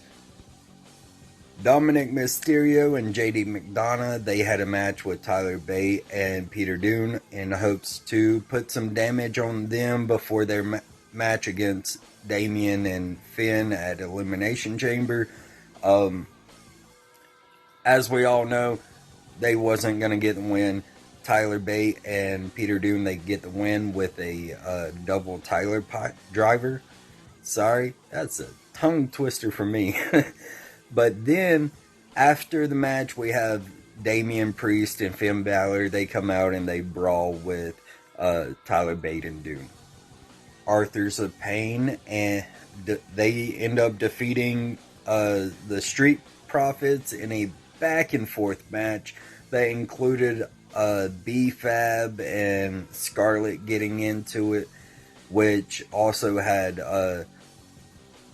Karrion Kross just laying waste to Bobby Lashley's arm with a steel chair. After the match, you can see Lashley getting his arm checked, while Drew comes up to him and says, "I'll be sure to pray for you." And it's time for your main event with LA Knight, against Drew McIntyre. Unfortunately, the match ends in a no contest, but it also ends in chaos as Kevin Owens attacks Drew McIntyre from the commentary table. LA Knight drops Drew with the BFT. Bobby Lashley, he comes out of nowhere and spears LA Knight. Then Logan Paul comes out. Then Kevin Owens and Logan Paul get into it. It's just a back and forth with everyone until out of nowhere we got Randy Orton with an RKO. Now again, we are going to be skipping Collision this week. So unfortunately for me, that means I'm going to take a hit for the boys and I'm going in Raw.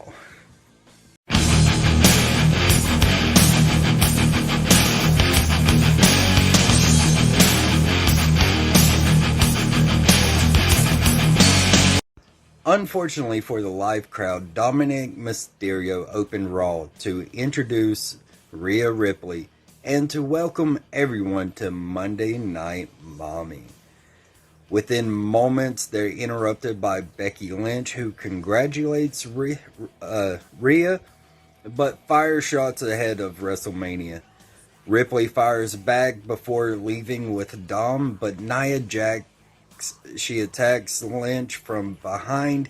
She hit Becky with multiple leg drops on Becky before Adam Pearce and security break things up.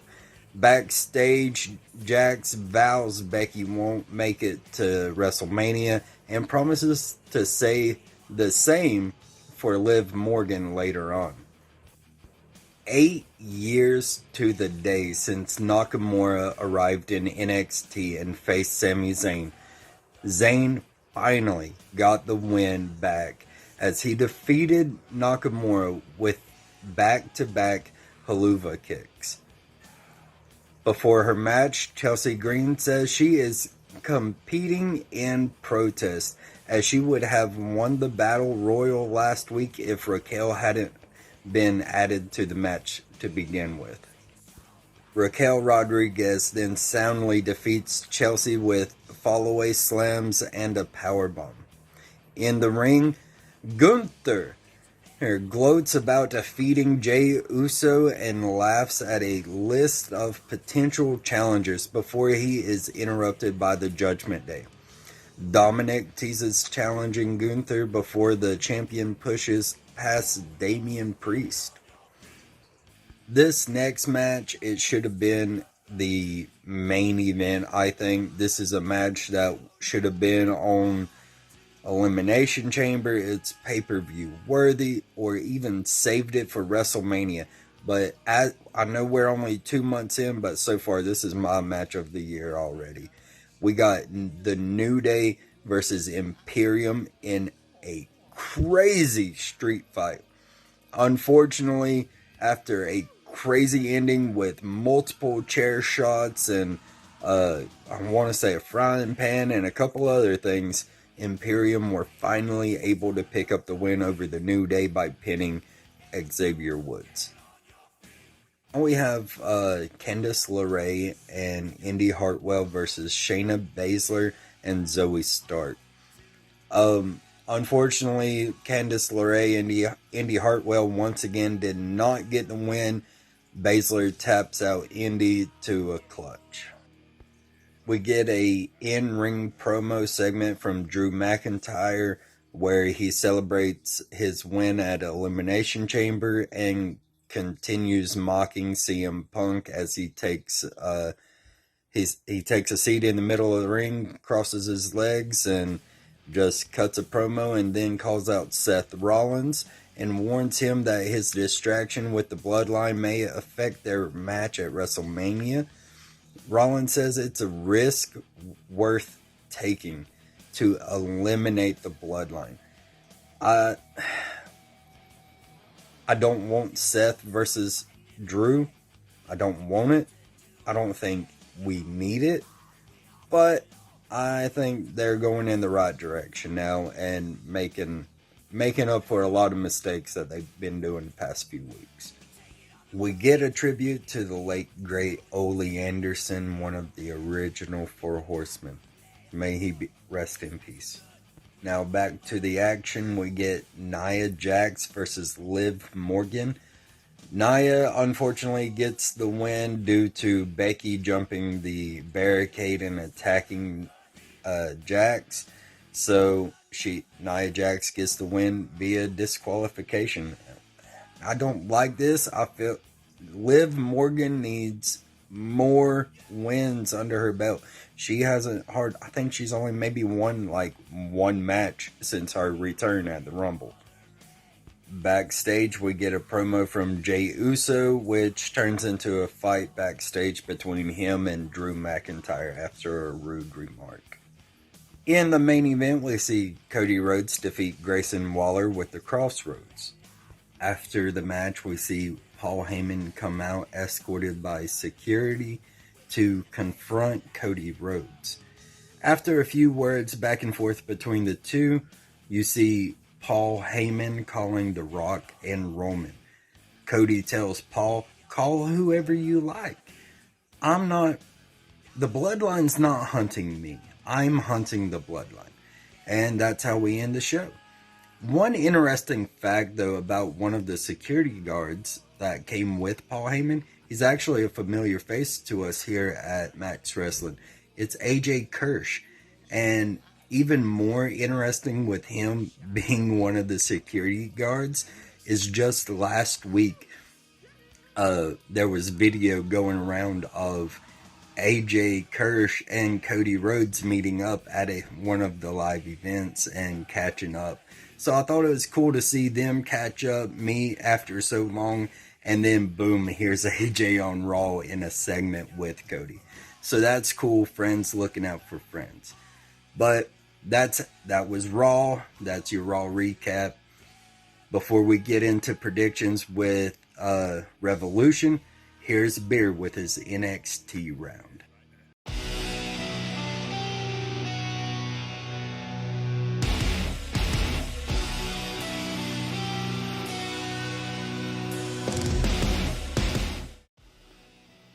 Hey guys, this is Beer. This is your NXT round for the 27th of February 2024.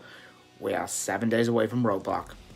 Show starts with Ilya Dragunov calling out Carmelo Hayes after last week's attack. Melo does appear, of course, but it's with a batch full of security to protect him from the Mad Dragon himself. But Carmelo Hayes issued the warning, if there's no contract, there will be no match. The Melo and Ilya fall. Kiana James defeats Kalani Jordan with another assist from Izzy Dame, defeats Kalani with a deal breaker. At the moment, who can stop these two? And for me, there was also a little promo backstage showing JC, Jasmine, and Thea with Kiana James and Izzy Dame. Have we got ourselves a new little mean girl faction? Sadly, Thea was left out. Roxanne Perez shown backstage, venting her anger after Lash Legend stealing a spot to face Lyra Valkyria in the open challenge after unfortunately Shotzi's knee injury last week. Leads to a bit of a brawl with Jakara Jackson, which was shown last week. Leads to the match that we got tonight, and Roxanne Perez picked up the victory with a crossface. The OCs, Kyle Anderson and Luke Gallows defeat Malik Blade and Adrisa Noth with a magic kill. Very good tag match, by the way. The OC for me also was shown backstage confronting the tag team champions Braun Breaker and Baron Corbin. Keep an eye on that match down the line. Obafemi shown asking who is his next victim after recent wins over Lexus King and Dragon Lee. Speaking to Ava when Ava's had a very busy night, bless her heart. And then behind Obafemi was Ilya Dragunov. My goodness me, now that match will be a banger one way down the line. I think this is going to be a little bit teased for quite some time. I don't think they'll push this straight away. I don't think they'll make this straight away, but I hope they don't, because I want this to be a bit of a long-term booking. And Shawn Michaels has done that really well in NXT. Dijak defeats Luca Cristofino. Quite a hard-hitting affair. Luca looked absolutely great, by the way. Luca Cristofino, give him more TV time, put him with the family, and then you will get the best out of Luca Cristofino. Dijak wins with a feast your eyes. Joe Gacy returns and breaks out of the straitjacket, which he was in for about 2 weeks. Later after that, Joe Gacy and Dijak were shown brawling again backstage. Ava will settle this. Next week, there'll be an asylum match. Whew. Lyra Valkyria comes to the ring and says she wishes Shotzi a speed and recovery. Confirms that he will give her gift to Tatum Paxley after following her orders and stayed backstage during her 2 matches last week. The gift is a women's tag team championship match at Roadblock against Kairi Sane and Asuka the Kabuki Warriors. Asuka's undefeated. Lyra Valkyria is the women's champion. Something's got to give at Roadblock, and I thoroughly look forward to this show. Ridge Holland then unfortunately interrupts the two ladies, which I thought was a bit disrespectful. And after Ridge expressing his actions in regards of attacking people, he apologizes to the NXT fans, and then suddenly the mysterious vignette was playing again. And we finally get the answer. A chair shot hits the back of Ridge Holland, and the man behind the vignette is Shawn Spears. This took me by shock. I will be very honest with you. I honestly thought my first impression was it was going to be Kazuchika Okada from AEW. My next one I thought was Julia. There is no news on her ever leaving Stardom to come to WWE yet, or even AEW. And my third one was Bo Dallas. But we don't know what's going on with Bo Dallas. He is still under contract with WWE. But it was Sean Spears, and that really was one I didn't think was going to be on my bucket list. My bucket list. But anyway, Sean Spears is back in WWE, formerly known as Ty Dillinger, who will face Ridge Holland in his return match at Roadblock next week. Von Wagner defeats Lexis Kane to get a little bit of revenge after Lexis' rude comments about Mr. Stone's children, calling them losers and a loser father. Sean, why is Lexis losing? Buck up your ideas, buddy. At the end of the match, Lexis hits the coronation on Mr. Stone, and this is far from him, but I can see this finishing off in either a few weeks or lead it to Stand and Deliver. Jada Parker defeats Gigi Dolan with a distraction from Ariana Grace. Now this is where for me it gets weird. What are they doing with Gigi Dolan? Are they making us like a jobber now? Here's my advice. Turn her heel. Turn her into an ungrateful bitch and she will become a star. There's my take on that. Turn her heel. Make her very insecure into an ungrateful bitch, and I tell you now, she will get some heat, and it will make her into a dream talent. Main event was the Heritage Cup champion Noam Dar defending against any member of the No Quarter Catch crew, and it was Charlie Dempsey who accepted the challenge. It was a very good main event, and sees Dempsey score a 2-1 victory over Noam Dar to become the new Heritage Cup champion. There was a great pop in the end as well for Charlie Dempsey. For me, is a very underrated talent, and I'm quite happy for Charlie, even though Noam is in my fantasy league. I can see Noam winning it back somewhere down the line. Show closes with Ilya and Carmelo Hayes with a contract signing, or are we getting Melo and Ilya for? It appears that we're not. It possibly maybe and possibly not. We might leave this for standard level. In the end, Tony D'Angelo comes out and wants to step in, conduct some business. He said that Melo is demanding his title shot. Tony D wants to earn his title shot. Tony D will face Carmelo Hayes next week, and the winner will face Ilya Dragunov at Stand and Deliver. Now, it's not a premium live event. It's just an NXT special edition. It's a bit like New Year's Evil. And yeah, man, I'm looking forward to it. It's going to be an action-packed show. We've got 5 matches lined up. I think there'll be one more added, but I'm not sure yet who that will be. I'll give the show 3. Wasn't a lot of wrestling tonight, but I think the fact with Sean Spears' return, I think probably just about gave it a 3 for me. Anyway, you know what's next. 1 second, actually. Oh, shit. Better this way. I am going to drink another Captain's Tears. That's like number 3 already. That don't look like rum to me. All right, let's get to Revolution. Let's go. Smoking on your tears, fam. Yeah, that's not what tastes salty for you. Don't worry about it. Yeah. Always as I say, take on any comers. Okay. Let's kick it off with, I think this would be a banging opener. Orange Cassidy versus Roderick Strong for the international title. Oh my God! That's like my wet dreams right there, fam. Have that as the opener. That's gonna bang. Okay, it would be an extra half a star if Roddy can quickly grow back the mustache in like 4 or 5 days. Yes, you know what I'm saying. He get an extra half a star on the match, no matter the quality or whatever. But it's Roddy's time. You know what I'm saying? It's Orange Cassidy has been the guy. He's been the John Moxley. The I'm working harder than fucking hurt. But it's because I need to. Yeah, again, because he needs to. And Roddy would be an excellent champ. You know what I mean?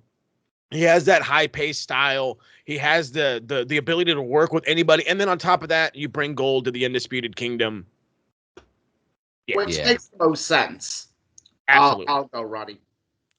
Yeah, I would have screamed Roddy all day from the moment they started this feud.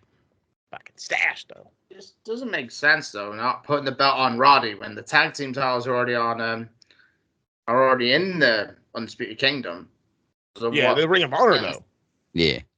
So what's the sense keeping the belt on Cassidy when you can put more belts into the Undisputed Kingdom? Do it. I'm gonna go Roddy. So everybody's going Roddy on this one, right?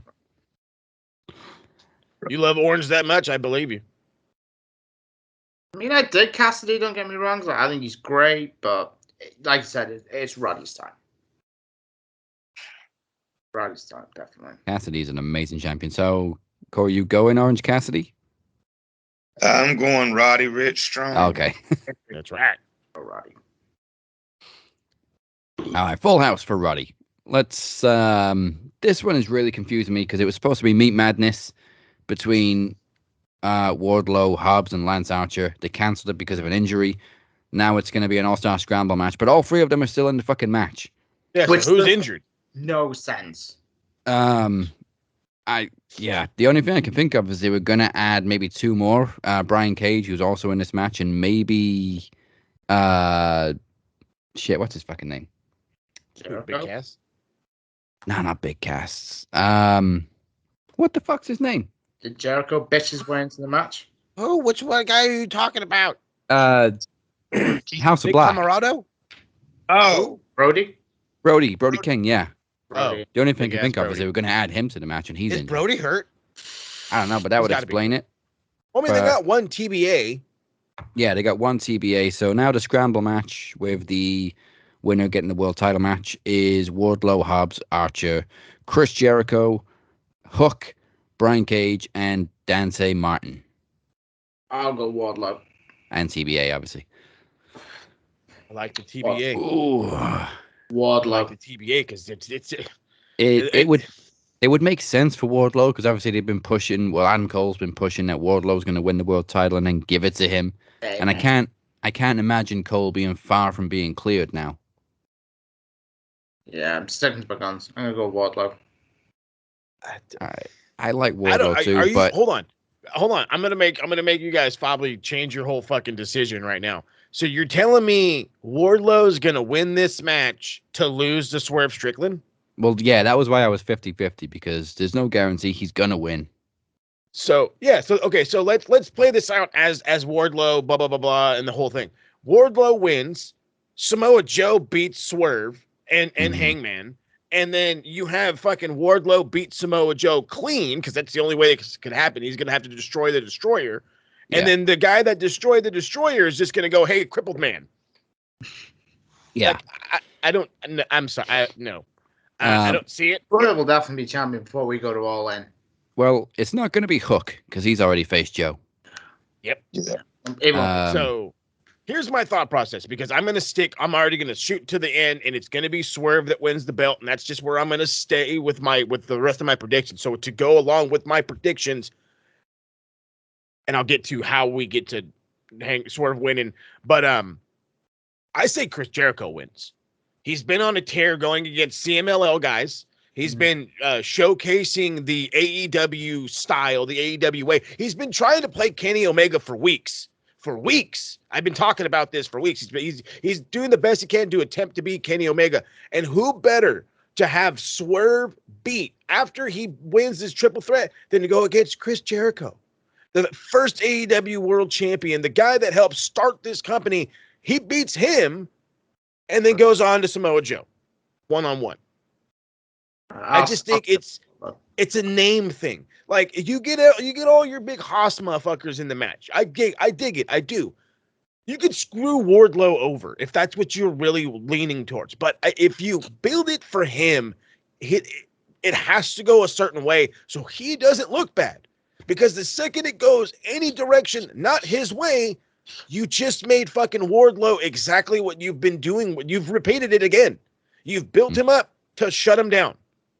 So what is the fucking point? Why do it now? Don't do it now. Screw him. Fuck him over. You know what I mean? Have Powerhouse Hobbs fuck him over. Have fucking him and Lance Archer go at it for a little bit. Figure out something else for him to do to continue to build the momentum. And then when you have a champion that's either weakened or in time of a change, maybe Swerve's too hot, maybe Swerve gets hurt or something. Please God, no. Where's the wood? Knocking on wood. You know. You know what I'm saying? Then maybe jump with it. But you still, in my opinion, you still got to fucking build Wardlow. He's not, fucking just shoot the cannon to him. No, don't do it. Because, again, at the end of the day, what's his storyline? I'll just give it to Roddy. So then what do we do? Like, what's the point of it? Swerve What's the point of building him up?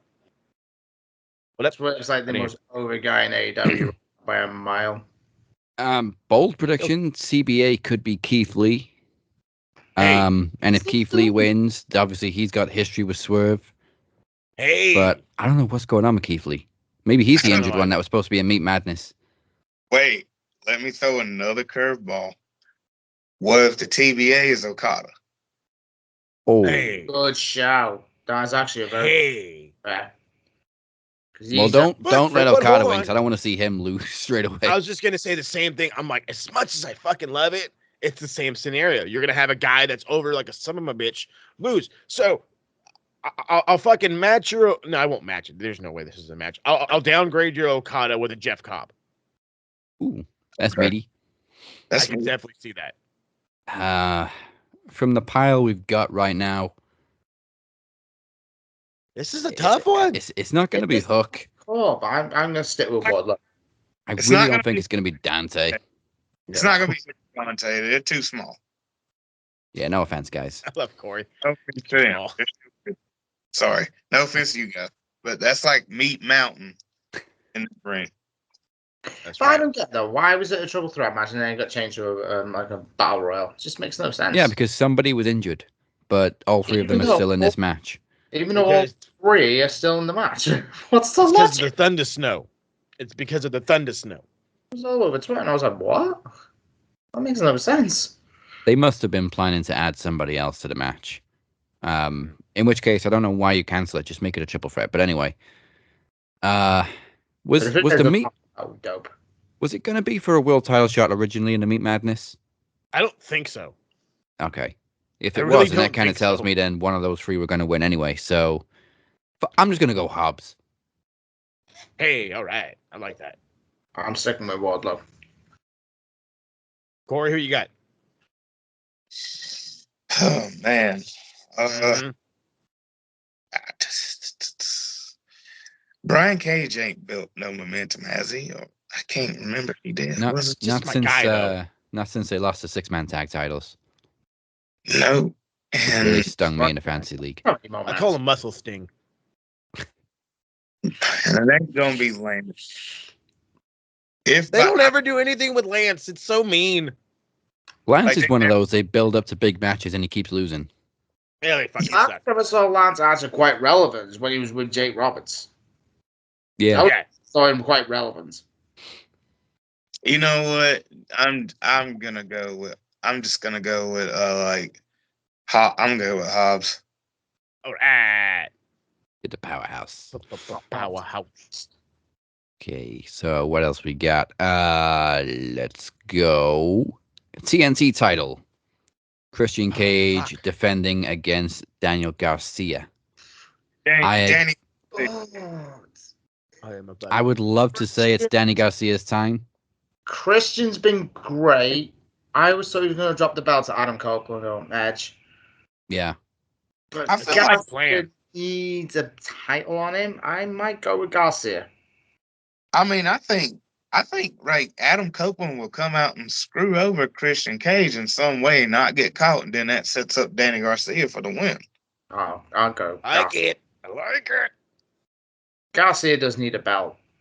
Yeah, and obviously this is not a last minute, but a late call because obviously it was going to be Christian and Copeland until Copeland got injured. So it would be a really nice on-the-fly decision to go with Garcia. Tony, hope you're listening. Do we know how bad the injury is? I don't even know what the injury is. I don't think the injury is that bad. That's why I said I think Adam Copeland will come out, screw over Christian and Danny Garcia for the win. Unless they throw the ultimate swerve curveball and have Adam screw over Danny Garcia. No. But I don't. It's possible. There's always anything is possible, bro. But I don't see it happening. But I'm gonna go with my first. Instinct. Adam will come out, screw over Christian, Danny Garcia for the win. I like it. I like it. This whole like tour Copeland's been on has been about getting back to the TNT title and beating Christian, but I think he wants to beat Christian more than he wants the TNT title back. So I like that prediction. And personally, I'm over the feud anyway. Yeah, it's been played out. I was gonna say it's played its course. No, it's overplayed the course. It's played it 2 or 3 times already. But it also makes sense. You know what I mean? It's a story that needs to kind of be finished. I thought you would finish it by doing in a similar situation. You know, you got a former old head, former from a different company. Let's just go with that instead of labeling him WWE, WCW, whatever. A former outside company guy, a non-AEW guy, comes in, beats Christian, wins TNT title, whatever. Hey, gets over, fucking has his Copeland Open challenges for the TNT title, kind of like what John Cena was doing. But if this guy's getting hurt at the rate he's getting hurt, which seems to be every other fucking week, then yeah, give it to DG. You know what I mean? The guy was an excellent Ring of Honor peer champion, and I think he would be an even just as good of a fucking TNT champ. And I fucking love that, Corey. I totally think Copeland could come out, just totally screw over fucking Christian, build a whole feud while he's recovering, quote unquote, and then whatever the next pay-per-view is, which is what in Double or fucking Nothing? Is it that far out? I think it's Double or Nothing. What is that? Unless May? we get another new one before that. Is Double or Nothing's in like June? now. May. Oh, it is May. Okay, good. We've got Big Business, but that's like a Dynamite special. Then guess what? You can do it in fucking Big Business because this shit ain't that important. Exactly. I'm sorry. Hey, Nothing until All In. Corey gets me. Oh yeah, they haven't announced a date for Double or Nothing yet. All In's the next one that's officially announced, but they always have Double or Nothing in May. When is All In's far out though? August, yeah. Yeah, exactly. 25th of August. So yeah, That whole week, remember, by the way. So yeah, give me DG, and then you can do your fucking Copeland versus Christian. Yeah. Are we whatever? Full house for Danny Garcia? I'll go Danny Garcia. He needs momentum from somewhere. Right, then he can dance with the belt. He needs a belt. Danny Garcia, to be fair. He needs a belt. He deserves a belt. Yeah. Underrated for me, Danny Garcia. Damn good. Damn good. He's very good. I'll give him credit where it's due. All right.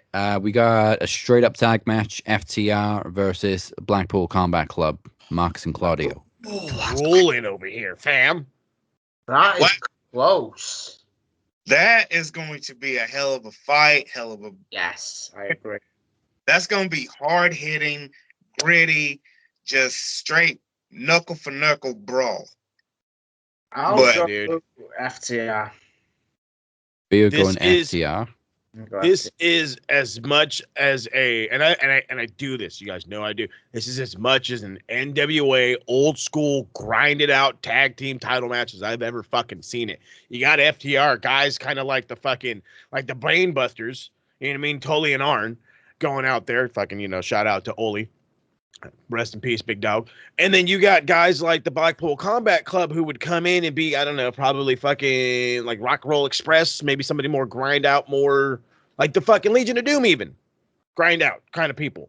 If you want to go that crazy, I mean, I don't know if they're that crazy, but hey, but I'm going to love this match. That's plain and simple, but I'm going momentum.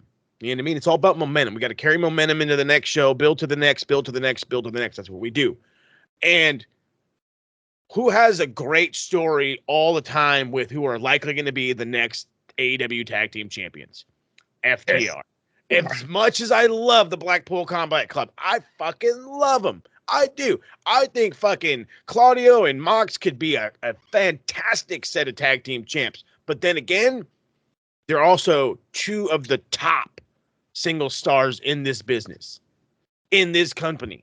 You could easily, and I hate doing this, I do, but you could easily have either one of them go down to Ring of Honor and run that motherfucker. You know what I mean? If you really needed to like crown them with a world championship and get them up and coming, you send them back down to Ring of Honor or whatever, let them fucking do that, let them run their show. But here, in my opinion, you build to what's next. Maybe there's some people that don't want to see Bucks and FTR. I want to see it all day long. And or why not all fucking three of them? Bucks, FTR against the BCC. Why not do something like crazy like that? You could come up with a bunch of different ways to build this, but right now it's just about gaining a win and gaining momentum. And the guys who have been in the background not gaining any momentum has been FTR. So you regain this, you build them, whether it be FTR and the Bucks or a fucking three-way for the tag titles at some point. But right now FTR gets the push. We'll see how far this whole thing goes. That's what I wouldn't mind when we go to London. That FTR against the Bucks against BCC. That I've got to make sick. Which leads me to believe that FTR gets to win. It's Mox and Claudio, and they both kind of got a temper. Like, I ain't saying it's gonna happen, but maybe somebody gets frustrated and somebody hits somebody with the finisher or something along that lines to set up like they said, they're both good at singles competition, but there's always that swerve in there that Mox gets frustrated and hits the paradigm shift on Claudio, or Claudio hits Mox with the finisher. But all in all, I'm gonna go FTR. Yeah, you can't. FTR, fucking amazing. I got two ways of thinking. Like you said, FTR need the momentum. BCC have that momentum because they're feuding with the CMLL guys. So either they keep that momentum going or the CMLL guys screw the BCC. But that too. Fuck yeah, dude. Everybody else is going to FTR. I kind of want to go BCC. I get excited for that, though. I don't mean to cut you off. I get excited for that because there is dates for them to go to Mexico. Yeah. So it's, you know what I mean? What could come from this fucking story is gigantic. As much as I want to go against the grain and go with BCC, I think the interference is more likely. So let's go full house for FTR. Sign me up for that interference, bruv. Top guys all the way. Okay. WWE or FTR, by the way. I'm disgusted. A New Japan style match all over. Will fucking Ospreay versus Konosuke fucking Takeshita. Ospreay all the way. Yeah, I think obviously this is member to the Don Callis family against each other. Will Ospreay has to turn face and escape the family, so give Ospreay the win. He's already turning he's face, he's bruv. already face, bruv. Yeah, he's already face. Fucking love this guy, bruv. Ospreay's winning that. Unless not his first official proper pay-per-view with AEW. So how are you going to book Ospreay to lose in his first proper pay-per-view? You're not. Doesn't make sense. You're not. But you only make this match because there's nobody that's going to mesh as good with Ospreay that's not named fucking Kenny Omega. And the next guy on that fucking level is Konosuke Takeshita. And this is just going to... It's just going to be so fucking awesome. It's just... That's what this is. It's going to be awesome. And then Will's going to be there every fucking week. And it's just going to grow. And it's fantastic. I'm glad this is happening. It's a step in the right direction. I do want to say that they're going to fuck him over and he could lose. I could totally see Don Callis doing the Don Callis thing and then fucking him over. But you guys are 100%. This is his first proper AEW under the AEW banner contract, whatever. He's all elite, bruv. So there's no way he can lose. And if he does lose, I hope he gets screwed 9 ways from Sunday. If he does. Make it so there was no way in hell. There was no way in hell he could come back. Yeah. Yeah, so full house for Ospreay. Absolutely. And give me that turn either way. You don't need Don Callis, bruv. Money. It does not make sense for Ospreay to lose in his first proper AEW pay-per-view. Just doesn't make sense. And I don't think Takeshita... Ospreay all the way. I don't think Takeshita loses any momentum either because he's been on a tear lately anyway. Oh, Yes. but again, we've always talked about too. The better the match, the less momentum anybody loses, and I Yeah. don't see anybody going backwards after what this is probably going to be. Right.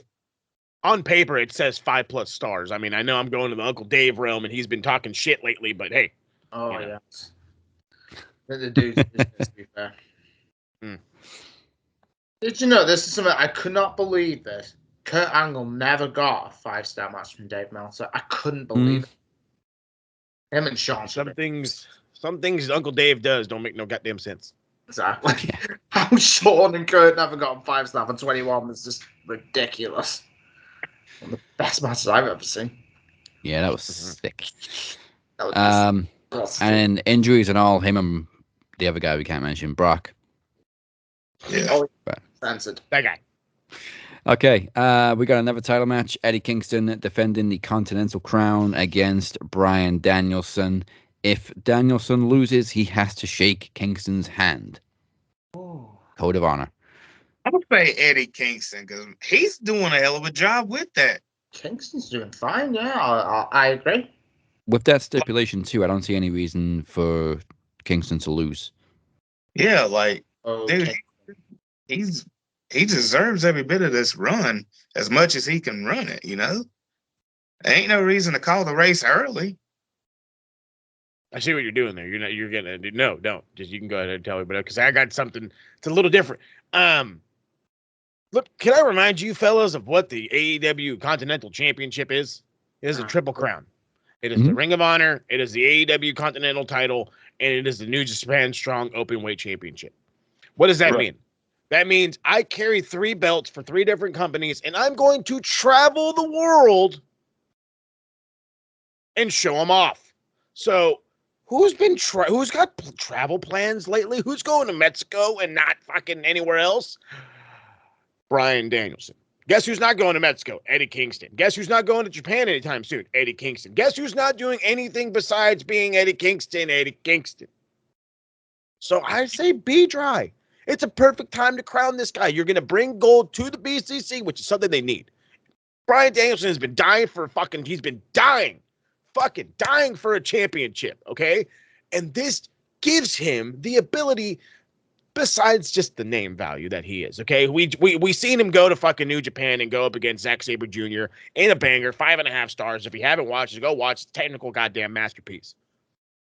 But you give him this belt, and not only will you allow him to go and maybe not compete in like the New Japan Cup, maybe appear in the New Japan Cup, maybe to appear during that time. He could go to New Japan, he can go to New Japan Strong, or just maybe he could add another bridge to this whole thing and show him off in CMLL.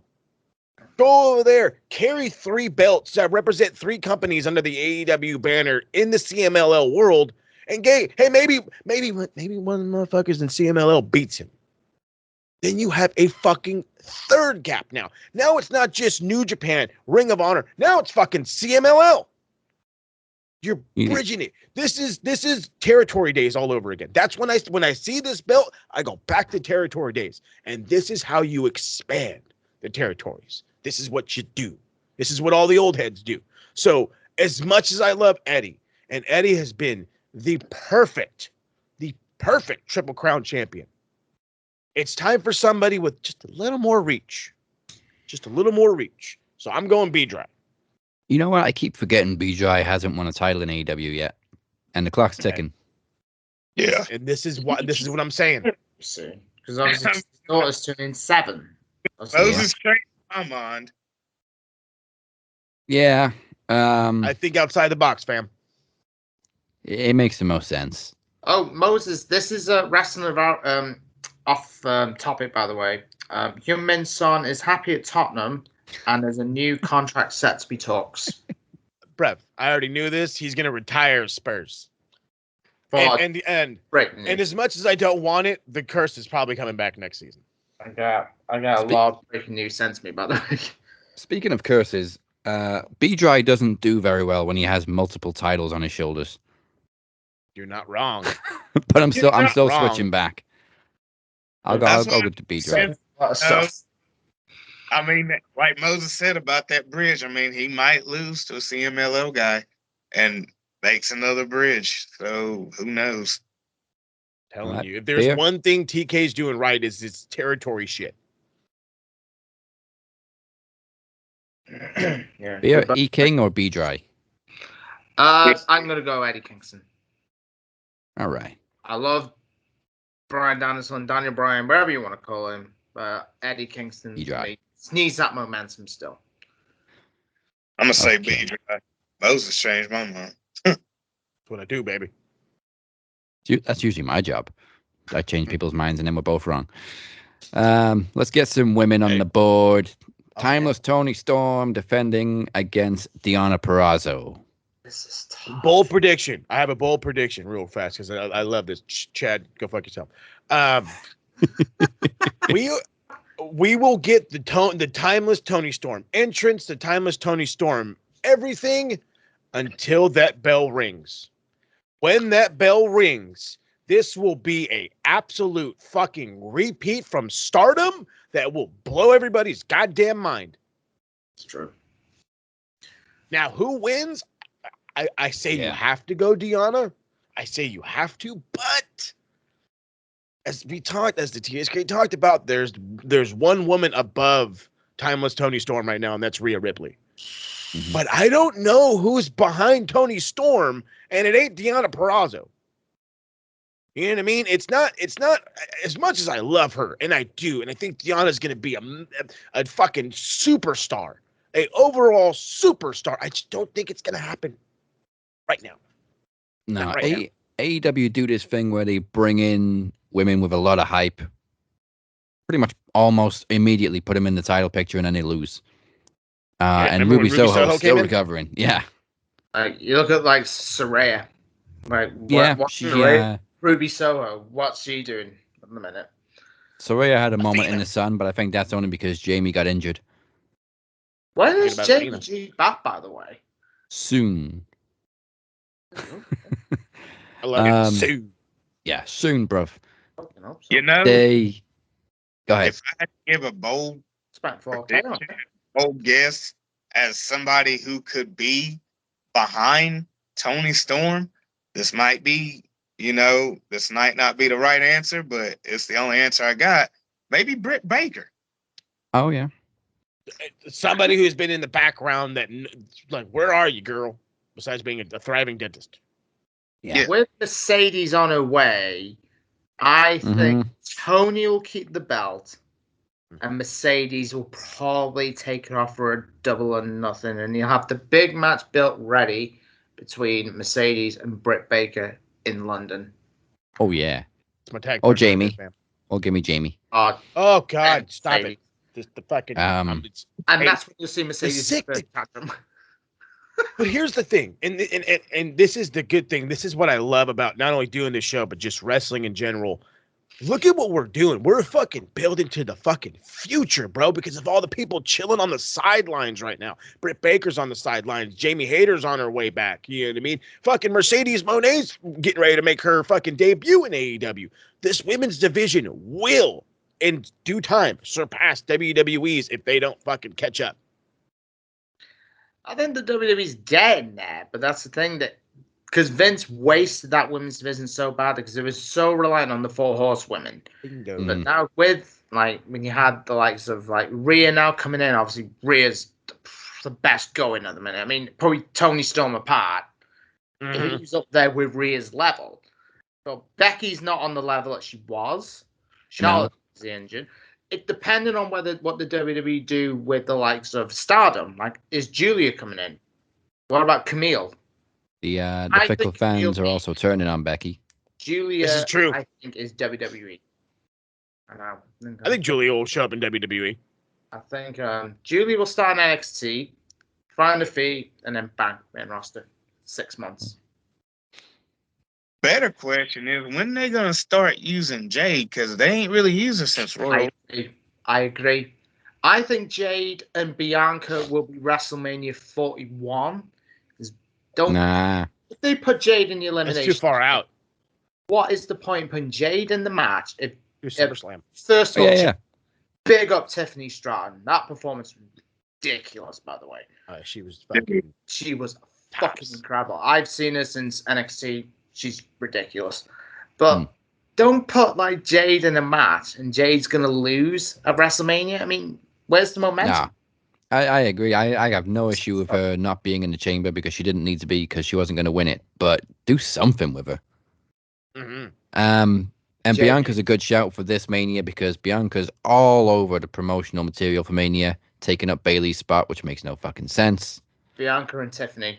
Just But make it to get back on track, AEW needs to present Deonna the same way Impact did, like this unstoppable force. But they can get away with Tony winning because people can underestimate Tony because she's fucking crazy, but she's actually she's a surgeon in that ring. So I think Deonna's going to be sleeping on Tony Storm because of her craziness. And yeah, Tony sneaks the win. Tony sneaks it. I'll go with Tony, and I think she'll drop the belt to Mercedes. I go with Tony. When Mercedes comes in. Full house for Shall we all Storm. put bets on, by the way? I think I spoke to you about this, Daz, actually. Okay. When's Mercedes' first tantrum's going to be? Don't get me wrong. I love the woman. I stand by her for what she did when she walked out of WWE. I stood by her and Naomi all the way. Well, when's the first tantrum's going to be? we always get a scrap at All In or All Out. So, and Punk's not there anymore, so it's got to be somebody. Doesn't she have a problem with Kiera Hogan, by the way? Or Kiera Hogan has a problem with her. But yeah, there's beef there, definitely. Kiera Hogan apparently definitely has beef. Will that mean Kiera Hogan's going to be pushed to the side to keep Mercedes? Yeah, that's it. She's demoted to Rampage every week. Well, they better fucking grill it up and eat it or order off the vegan menu because, fucking here she comes. Right. Yeah. All right. We got 2 matches left. It is still a freeway because apparently Adam Page wasn't as injured as we thought. Samoa Joe defending against Hangman and Swerve. It's got to be Swerve's time. Fine, we've been at that. It's Swerve's house now. Oh, it's got to be Swerve. I mean, the guy is so over right now. You can't derail his momentum. What Swerve is in AEW is like what Trick is in NXT. Don't derail Swerve. Yeah, but times 4. Yeah. Oh, Swerve is like times 4, times 5. It's got to be Swerve. No times 10. I love Joe. Got all the respect in the world for him, and he's been a hell of a champion. But you got to strike while the iron is hot, and there's nobody hot in the Swerve right now in the men's division. Exactly. Nobody. Swerve Strickland.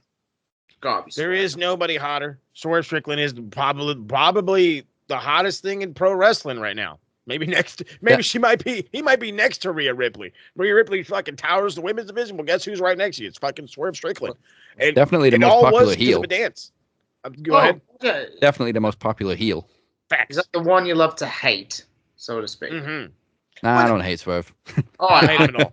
I loved him in NXT, and I love him in AEW. I've been loving Swerve for a long time. So when AJ Francis asks who's hotter than Top Dollar, it's Swerve. Swerve carried Hit Row. I don't give a shit what people say. No, you're 1,000%. He absolutely carried him.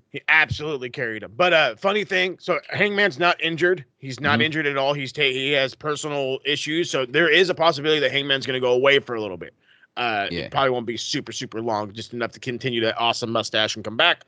But yeah, Joe's done perfect. He's done perfect. He's been the perfect replacement for MJF. He's been perfect on the microphone, perfect in the ring. Just he's been the perfect replacement.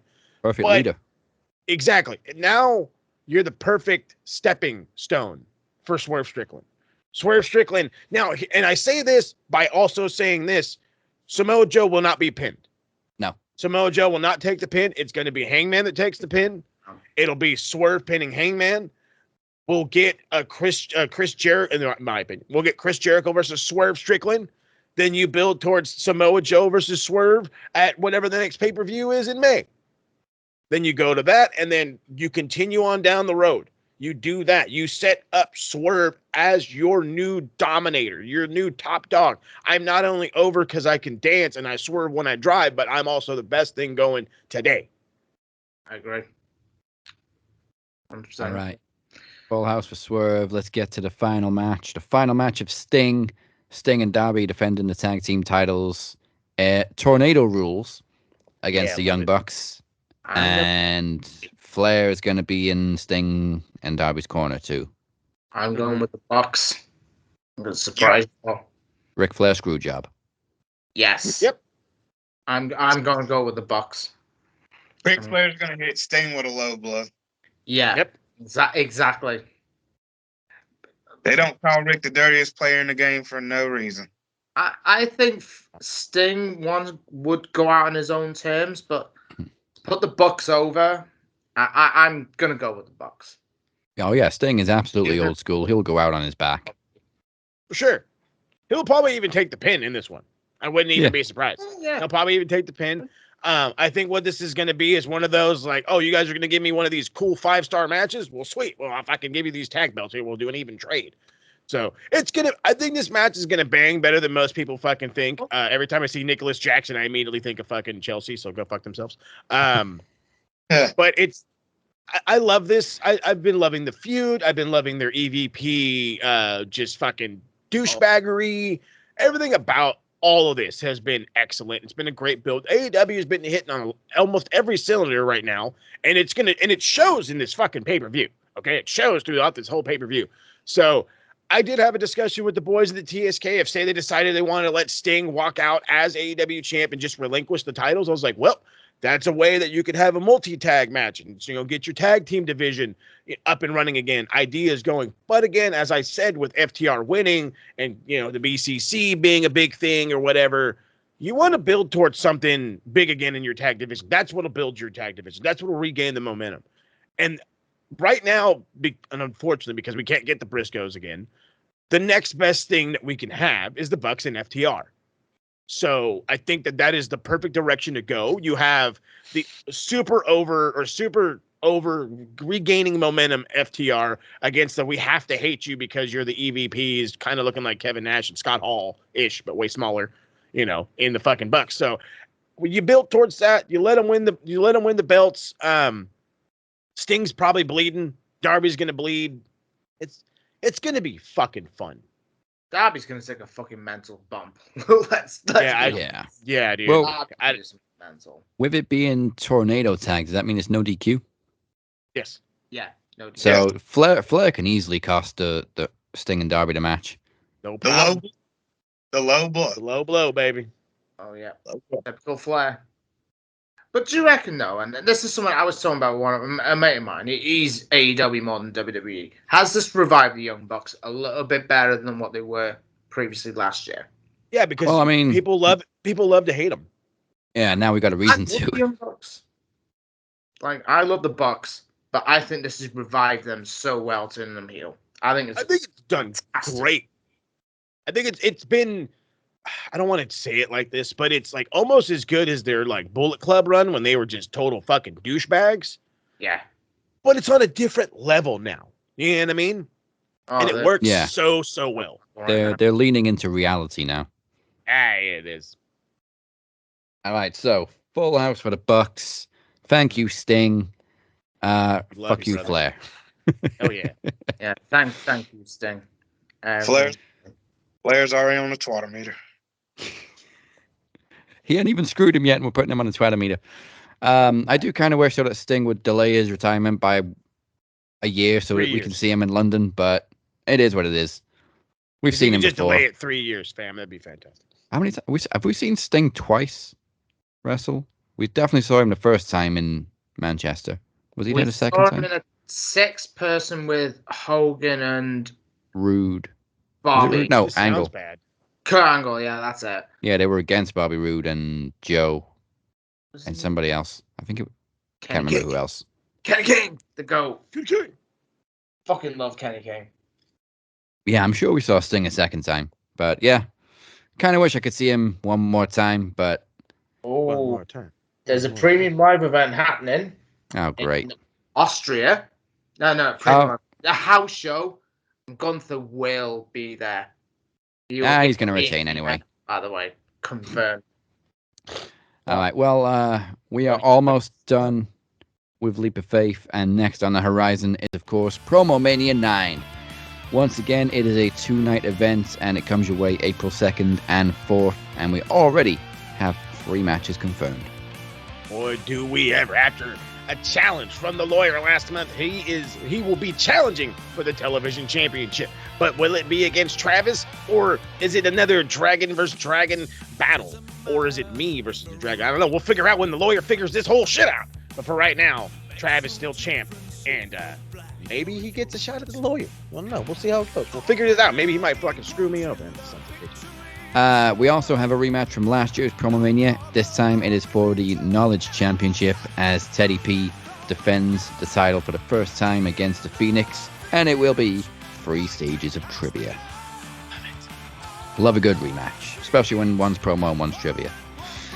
After finally weeks of torment by Anos Mascaros, Beer has pointed the finger in the direction of Travis Anderson. They will go one-on-one, and if Beer is correct for his suspicions, Mascaros will have to unmask. So it goes down, baby. We're about to figure out who's behind it. Yeah, maybe we'll find out at Promo Mania, but Travis, if it is not you, I will issue you a full apology after Promo Mania. If it's not you, I will issue you a full apology live on the podcast. well, I got faith in my dragon. I don't think it's Travis, but To my word. we'll find out either way at Promo Mania. And this is what I want to say just before we go. Mascaros, you better be on here next week, you little mushroom. I'm calling your ass out. I've been waiting weeks for you to arrive, and I am waiting for you, you little mushroom. And that brings next week. I'll be here for you. And of course, we will predict WrestleMania 40 and hold the traditional Iron Bank Challenge. Once again, it is April 2nd and 4th. Go to maxwrestlingnet.weebly.com/promomania9. And before we get there, in 2 weeks, we will celebrate the 9th anniversary of the Max Wrestling Podcast. Join us on March 14th for all the festivities. Hell yeah. I will try and make an appearance if I can, but if I can't, I will be celebrating the week after that. Hashtag Max March Madness. Madness, baby. March Madness. Max forever, baby. All right. Ric Flair's getting some preemptive points, but let's get some twatometer points with twat points. Expect even less from a bunch of neckbeard stinky twats. Anyone watch the Matt Riddle interview with Ariel Helwani? No. You've not seen it? No. He actually got done like so many times for cocaine, and WWE just... Oh, I read about that. I'm thinking, mate, you had the world at your feet, and you were just a tit. Vince McMahon didn't screw Matt Riddle. Matt Riddle screwed Matt Riddle. Exactly. Facts. I love Matt Riddle, but with his drug problems, no. Is he getting twat points? Yeah. Why not? I wouldn't. I loved him in WWE, loved him in NXT, but would Tony Khan take the risk? No. Yeah. Tony I Khan. mean, TK likes a bit of blow himself, so. If he has one ratings, Matt Riddle would be great in AEW, but all the Yeah, because his buddy Rob Van Dam is there. I mean, Matt Riddle would be great in AEW. He'd be great in TNA. Yeah. But it's because well, obviously of his history. He did screw himself over in WWE, but it's not all bad. He is the new global champion in New Japan, No. so. Television. Yeah, it's for that. Is it? Oh, who won the global He's title? TV champ. It's Nick Neiman that's the global champ. Yes, I knew they both changed hands. All right, so who's getting 12 points this week?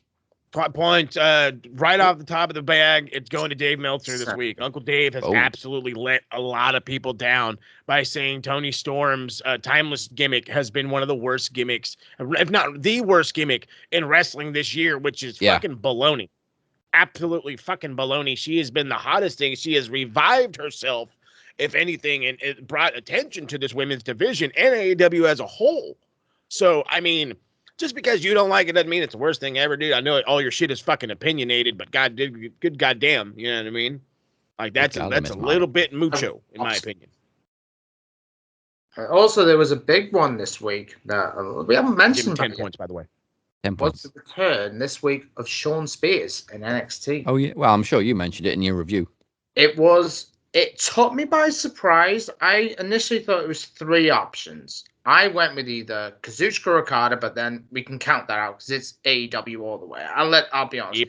I thought it was either Julia, but obviously I heard then that it's not a woman involved, or Bo Dallas. But do you see Bo Dallas coming back as Uncle Howdy in NXT? No, but I see him doing something gimmicky. Shawn Spears took me by surprise. I did not expect it to be Shawn Spears, but I'm happy he's back. But there's unconfirmed rumors for what a good buddy of mine told me. There's rumor that the Iconics could be on their way back. Wouldn't surprise me. Could be on their way back. It's not confirmed. All right. I just told me. He's a good buddy of mine. Anybody else want to throw some twat points out? Right back. I'll they're throw going to fire Triple H. They're not going to fire Triple H. Ryback needs to stop talking some shite. How many points for Ryback? How long have you got? Just give him the standard 5. Let's give him 5. Give all him right. 5 a week. That puts him on 15. And the AJ Sextring's got 100 points. AJ gets 3? And AJ's get 3. Okay. What? What do you do? Oh, Uncle Dave. For saying he said Uncle Dave. Third worst gimmick in 2023. How? She carried the AEW division in 2023 when Brett wasn't there. Jamie Hayter wasn't around. Like, how? How many points you giving Uncle Dave? You want to add to the Uncle Dave points? I gave him already 10. So how many more do you want to give him? Uncle Dave's lost it, man. Trust me. I'll give him 5. So, we'll give him 5. He'll get 5. I put Meltzer in there. How many points we giving AJ? And 3. what for? 3. What did AJ do? 3, 4. Yeah, right. Wait, AJ is in Styles. AJ Styles. Costing LA the title. Okay, fair enough. I'll give it a 3. Because I expected it. All right, 3 points for AJ. Yeah, we're just going to give AJ 3. He needs some twat points. All right. Am I one that hopes that at WrestleMania it's a 5-way ladder match and LA Knight wins the belt? Just put the Money in the Bank match back at Mania where it belongs. Thank you very much. Someone finally fucking agrees. I've been saying this for years. It doesn't need to be a pay-per-view, and it should be at WrestleMania. Thank you. Finally. Bring back something like Vengeance or something like that for fucking before SummerSlam. Thank you. King of the Ring. Attaboy. Ooh. Yeah. Sign me up. All right, let's put some good points on the board with the yeet-o-meter. Come on. Yeet. You feel me? For real. Do you feel him, sir? Do. Yeah, Beer's already said something that made me want to give some points out to somebody. AJ Styles. Shawn Spears. Shawn Spears obviously gets a perfect 10. Yeah, he gets Edit that. Yeah. Shawn Spears, great return on NXT. Tapped Ridge Holland during a promo with Bridge. And apologized to the NXT fans. No idea why, because I know he attacked all 3 of the Gallus boys. But Shawn Spears' return on NXT, shocking, but it was great. And I'm looking forward to see what Shawn Michaels does with them. He's not Ty Dillinger anymore, by the way. He's just known as Shawn Spears. He's not Stan either. Thank Christ. I was thinking the same fucking thing there, Daz. Just can't stand. I need to see an interaction between Shawn Michaels and Shawn Spears. It'll happen. Stan? No. Didn't it kick you in the face? No, that was Stan. Oh, okay. Tiffany Stratton's getting a good 5 points. Yeah, let's give points to Tiffany. I agree. Her performance at Elimination Chamber was fucking excellent. Mm-hmm. Yeah. All right, 5 points for Tiffy time. And I'm going to throw out a lot of points for Sting. I'm going to give him a point for every year of his career It's just shy of 40, so 39 points goes to Sting. Yeah, love it. I can't. Love it. But I'm gonna have to give a little bit of points as well to the fans from Perth. Oh, yeah, dude, they fucking killed it. Wild, start to finish. How over Tiffany and Naomi were in Australia, and when they were eliminated, don't forget Liv. They got booed. They booed, and fair play to them. I thought they were 100% on the right. Well, in that case, we need to go back to the Twatometer because I'm going to give a solid 20 points to the live event fans that shit all over Maxine Dupree. Yep. I agree. I mean, have they ever tried wrestling like Maxine Dupree? Because Maxine Dupree's only wrestling for how long? Nah, the guy in the video sounded like he was still chewing on Cheetos. Yeah, he was a complete prat. I'm thinking, Maxine Dupree's only wrestled for like 6 months. Give the girl time. If you can hear a noise, it's fucking lawnmowers outside, by the way. And Maxine Dupree deserves a little bit of credit. Like Whoever's mowing the lawn, you get 10 points. Always the worst Psycho does it. It's every time. And I think Trying to make a world-class podcast, fam. She's done well. 6 months in the ring. And not even on NXT. No, she's not the best. She just had a bad match. It happens. She's not Nia Jax, is she? No, you know what? Nia Jax is, I'm going to say, terrible. She's never really improved. She's still dangerous. All right, she hasn't injured anybody in the last few months, but Yes. I think it was She has done well since she's come back. I'll give Nia completely Jax props. unwarranted abuse to Maxine Dupree, because that's what it was. It wasn't That was- criticism or anything. It was a straight up abuse. It was. I was wrong. I still don't know where it was. Where was the live event? It was in. Let me check. Let's see what my buddy. Where was SmackDown? Because I guess it was the next night. SmackDown Live was in. Trying to do a world class fucking podcast That's what I'm trying to fucking do. with Sam fucking Roberts. Oh yeah. Doesn't show. I'm looking on Alex's thing. No, I've been looking. I can't find out where they were. Maybe they don't want to name them, shame them. No. You don't But have a full name though. yeah, whoever it was, fuck you guys. Yeah. Never be Maxine. Fuck you. So thank you for also a lot of respect to all the other girls that have come to defend her, especially Mommy. Becky. Well, thank you for joining us. I hope we rocked you harder than Travis rocked Chris. Hey. We're going to leave you with our huge main event. But before we go anywhere, here's what Moses and the TSK have for you Pencil Neck Geeks this week on Click This.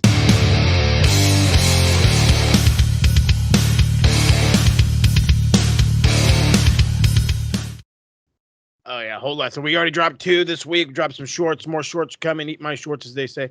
The kids say. dropped But other our than that, I shorts. mean, we're right, attaboy. We're working on, or not working currently. We will be back with a review of AEW Revolution. So that will be one that hopefully goes up probably Sunday morning, if not first thing Monday morning. But yeah, other than that, TSK is working hard, looking at new stuff. Check out the new Instagram page on the TSK. If I could just, I should be in the link somewhere. If not, if I can don't trip, just look up TSK. We on there, 2 Sweet Click. Other than that, I mean, everything else is doing the thing. The footy talk has come to a complete halt, and I've decided it's going to start next season. Just what it is. I don't want to be one of them guys that does in the middle of the season shit. I want to be committed to my team, even though they pissed me off last game. So it is what it is. It's fine. That's how the Prem is, baby. That's how the Prem is. So ATT is going to start up in next year. There's going to be draft stuff coming from Bolt Rant. That's not going to go away. That has to happen because I'm antsing at it. I'm itching at it, scratching at it. Some more to come from that and from the TSK. And to find out how all that goes down, you got to follow the socials. Got to be on the socials. Got to be on the Evil X machine, Twitter machine, whatever the fuck you want to call it. Max Wrestling UK, Captain 512, and SMR Podnet. Check out the website where you can find all these links and a whole lot more. MaxWrestlingNet.weebly.com, and don't forget to hit the subscribe button. Facebook, Twitter, Instagram, TikToks, everywhere it can be. Again, Facebook is the place to be. If you can beat the man we call the MVP, Travis, he ain't walking Anderson, you can be the first man to fucking man and or woman to win the very first, the original Max Wrestling shirt. Share as much shit as you can, by the way. Yeah. And we're on a mission to get Travis a new nickname. He is Travis the Coach Anderson. Right. That's right. So it is now time for the Kingpin's first match in over 2 years as he challenges Cypher for the Max World Championship. A lot of personal jabs have been struck, and it all comes down to this. And I've just been informed by the monkeys in the truck that viewer discretion is advised. As you can probably expect from the Kingpin's matches, they do tend to get violent for some reason. But with that said, here's your main event. Join us next week as we get within 1 month of WrestleMania. You've been watching the Cap and Mo and Beer and Cypher. Goodbye. Mwah, and good night. Bang. It's easy to be the best thing going today when the Kingpin is not in the building. But the moment that the Kingpin shows up, you just got moved all the way to the back of the line.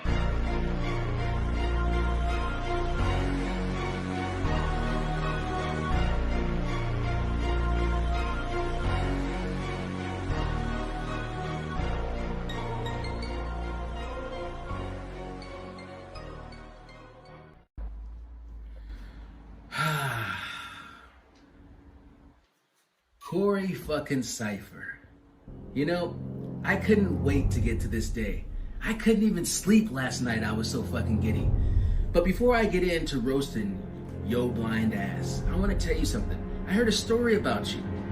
I took the time to go to your little state. I went to your little city and I spoke to your old kindergarten teacher because I wanted to dig up some dirt on you, Corey. And I said to her, what can you tell me about Corey Cypher? Don't get me wrong, I know he's completely unmemorable. There's just nothing cool about this kid. But she said, no, I do remember Corey. I remember him in kindergarten.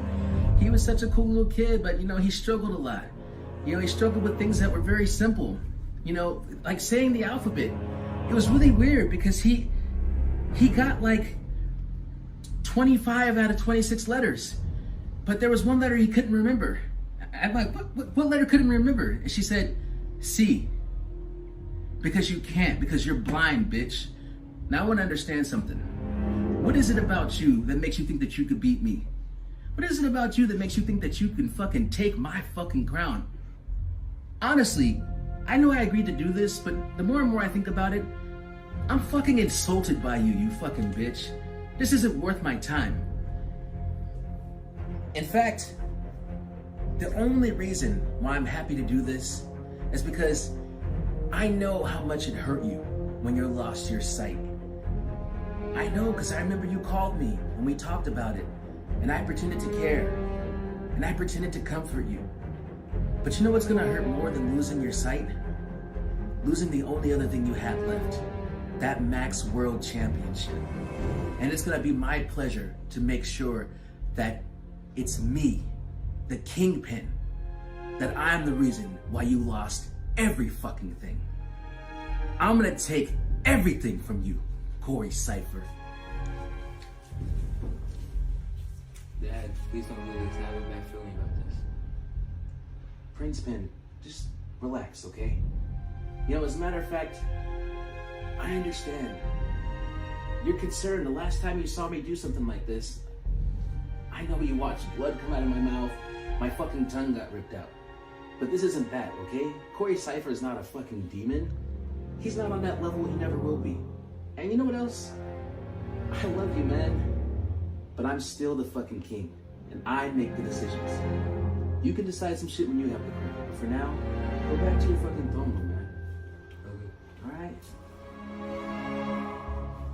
Don't forget to have faith in your father.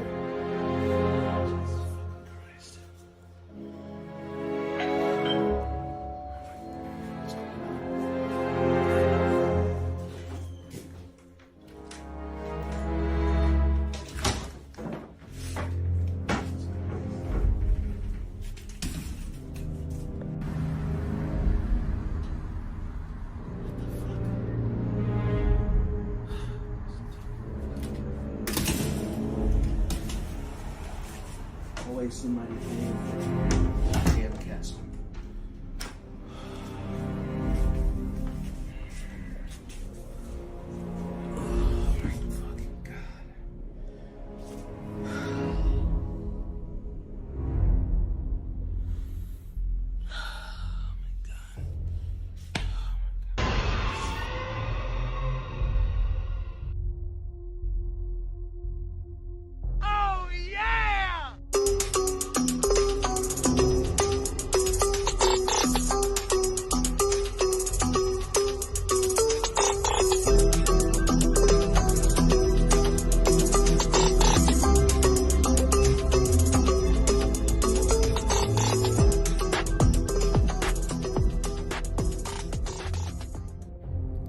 Paging Dr. Bitchbang Costello.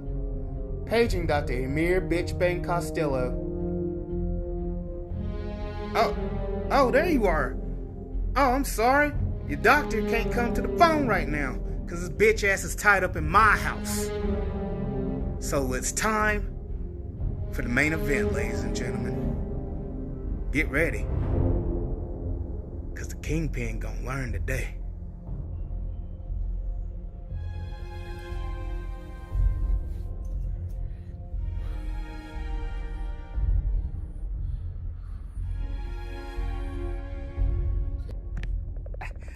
Now allow me to introduce you to Charisma. So tell me, Kingpin, how's it feel to be tied up in my house? How's it feel to be in the presence of greatness and you can't do shit about it? Well, let me tell you, it sucks, don't it? Because you sitting there tied up, looking like the bitch you are. I mean, what you think I was gonna do, homie? I was gonna let you sit there and talk shit about me? Talk about my disability, cuz?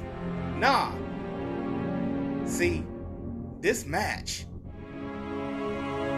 Nah, this ain't even a match no more, bro. This is an ass whooping. And bitch, let me tell you something. You get about 4 chances. So, are you ready to admit defeat? Or should we get this party started?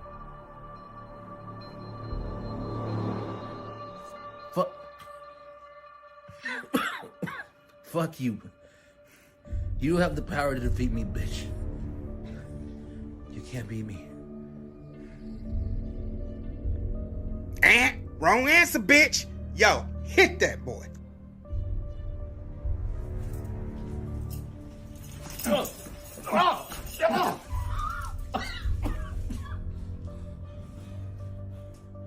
Ooh, damn. Boy, that looked like it hurt. Man, I ain't gonna be the only one with a disability. You see how hard he hit you? You see how hard that man hit that boy? Damn, bitch, Bane. This is unhand me. I'm the fucking king. Security. It's funny. It's real funny. This is y'all's leader. This is y'all's leader of RWT. He getting his ass whooped by a blind guy. I mean, hey, you remember when you said I wasn't even the gum, I was the dirt? Psh, you think you the shit, bitch? You not even the fart. And you getting your ass beat, so you need to tell me what I need to hear, bitch Bane.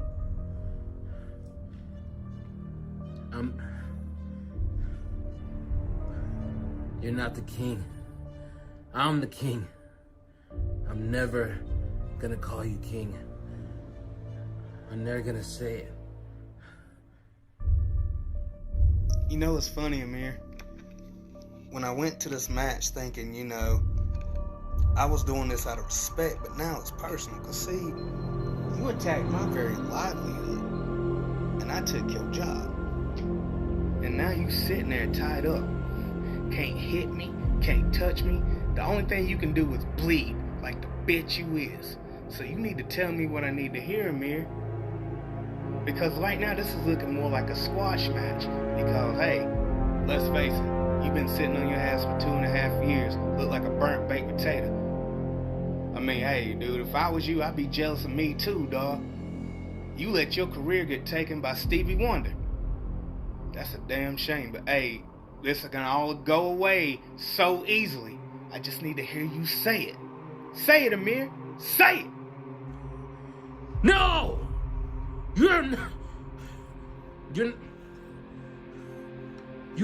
the king. I am the king. I will never call you that. You know what? Hit him again, bro. Hit him hard.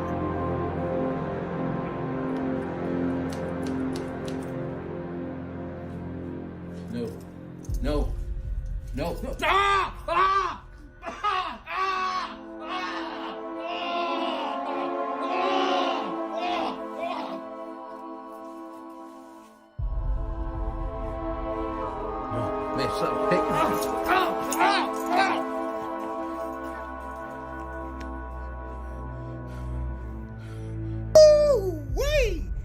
about got knocked the fuck out, boy.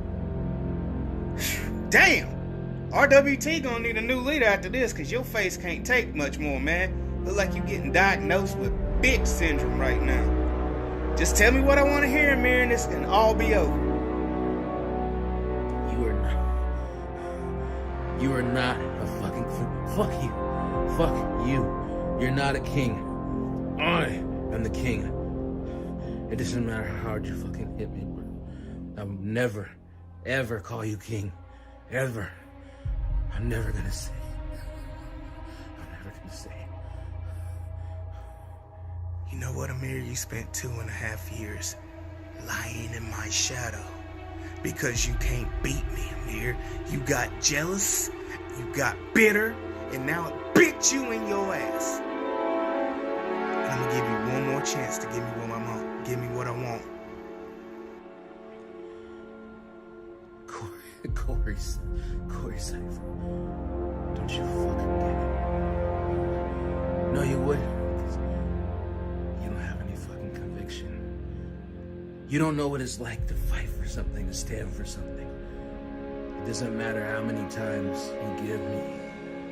I'm never, ever gonna call you king.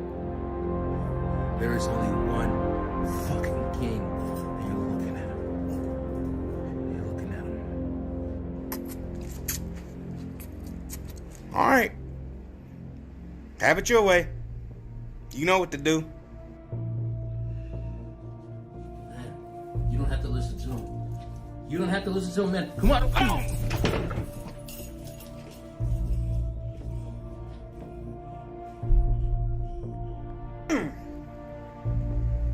Woo, I think I saw a tooth fly out of his mouth.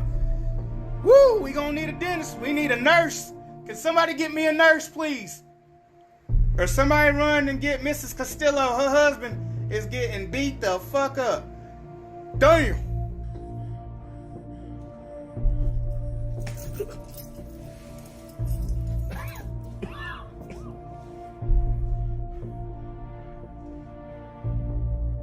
You know what I want, Amir. Give me the motherfucking crown, or so help me God. RWT will die, and you will be the first to be put in the obituary of names I already done put in the grave. Give me your damn crown.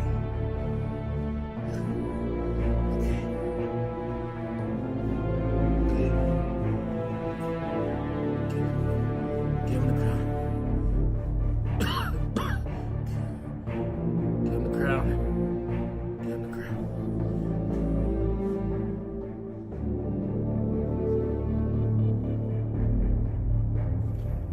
Give me that.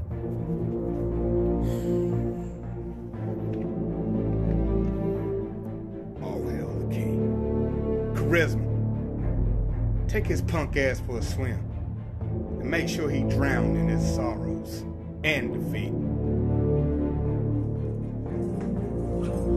No. Come on, man. You don't have to do this. I gave him the crown. I gave him the crown. Please. Please. Please. Please. Please. You don't have to. Please. Let me go. Let me go. Man. Oh my God. Please. Please. No, man. You don't have to. No. Hey. Hey, man. Hey. Please. I don't. Please. Please. No.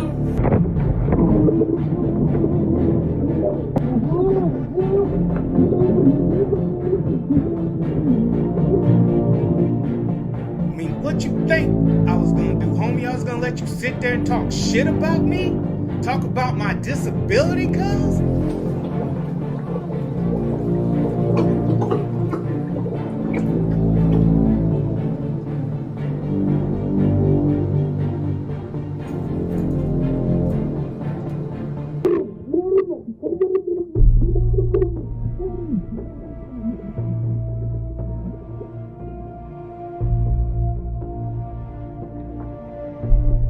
Rest in peace, bitch. Came back.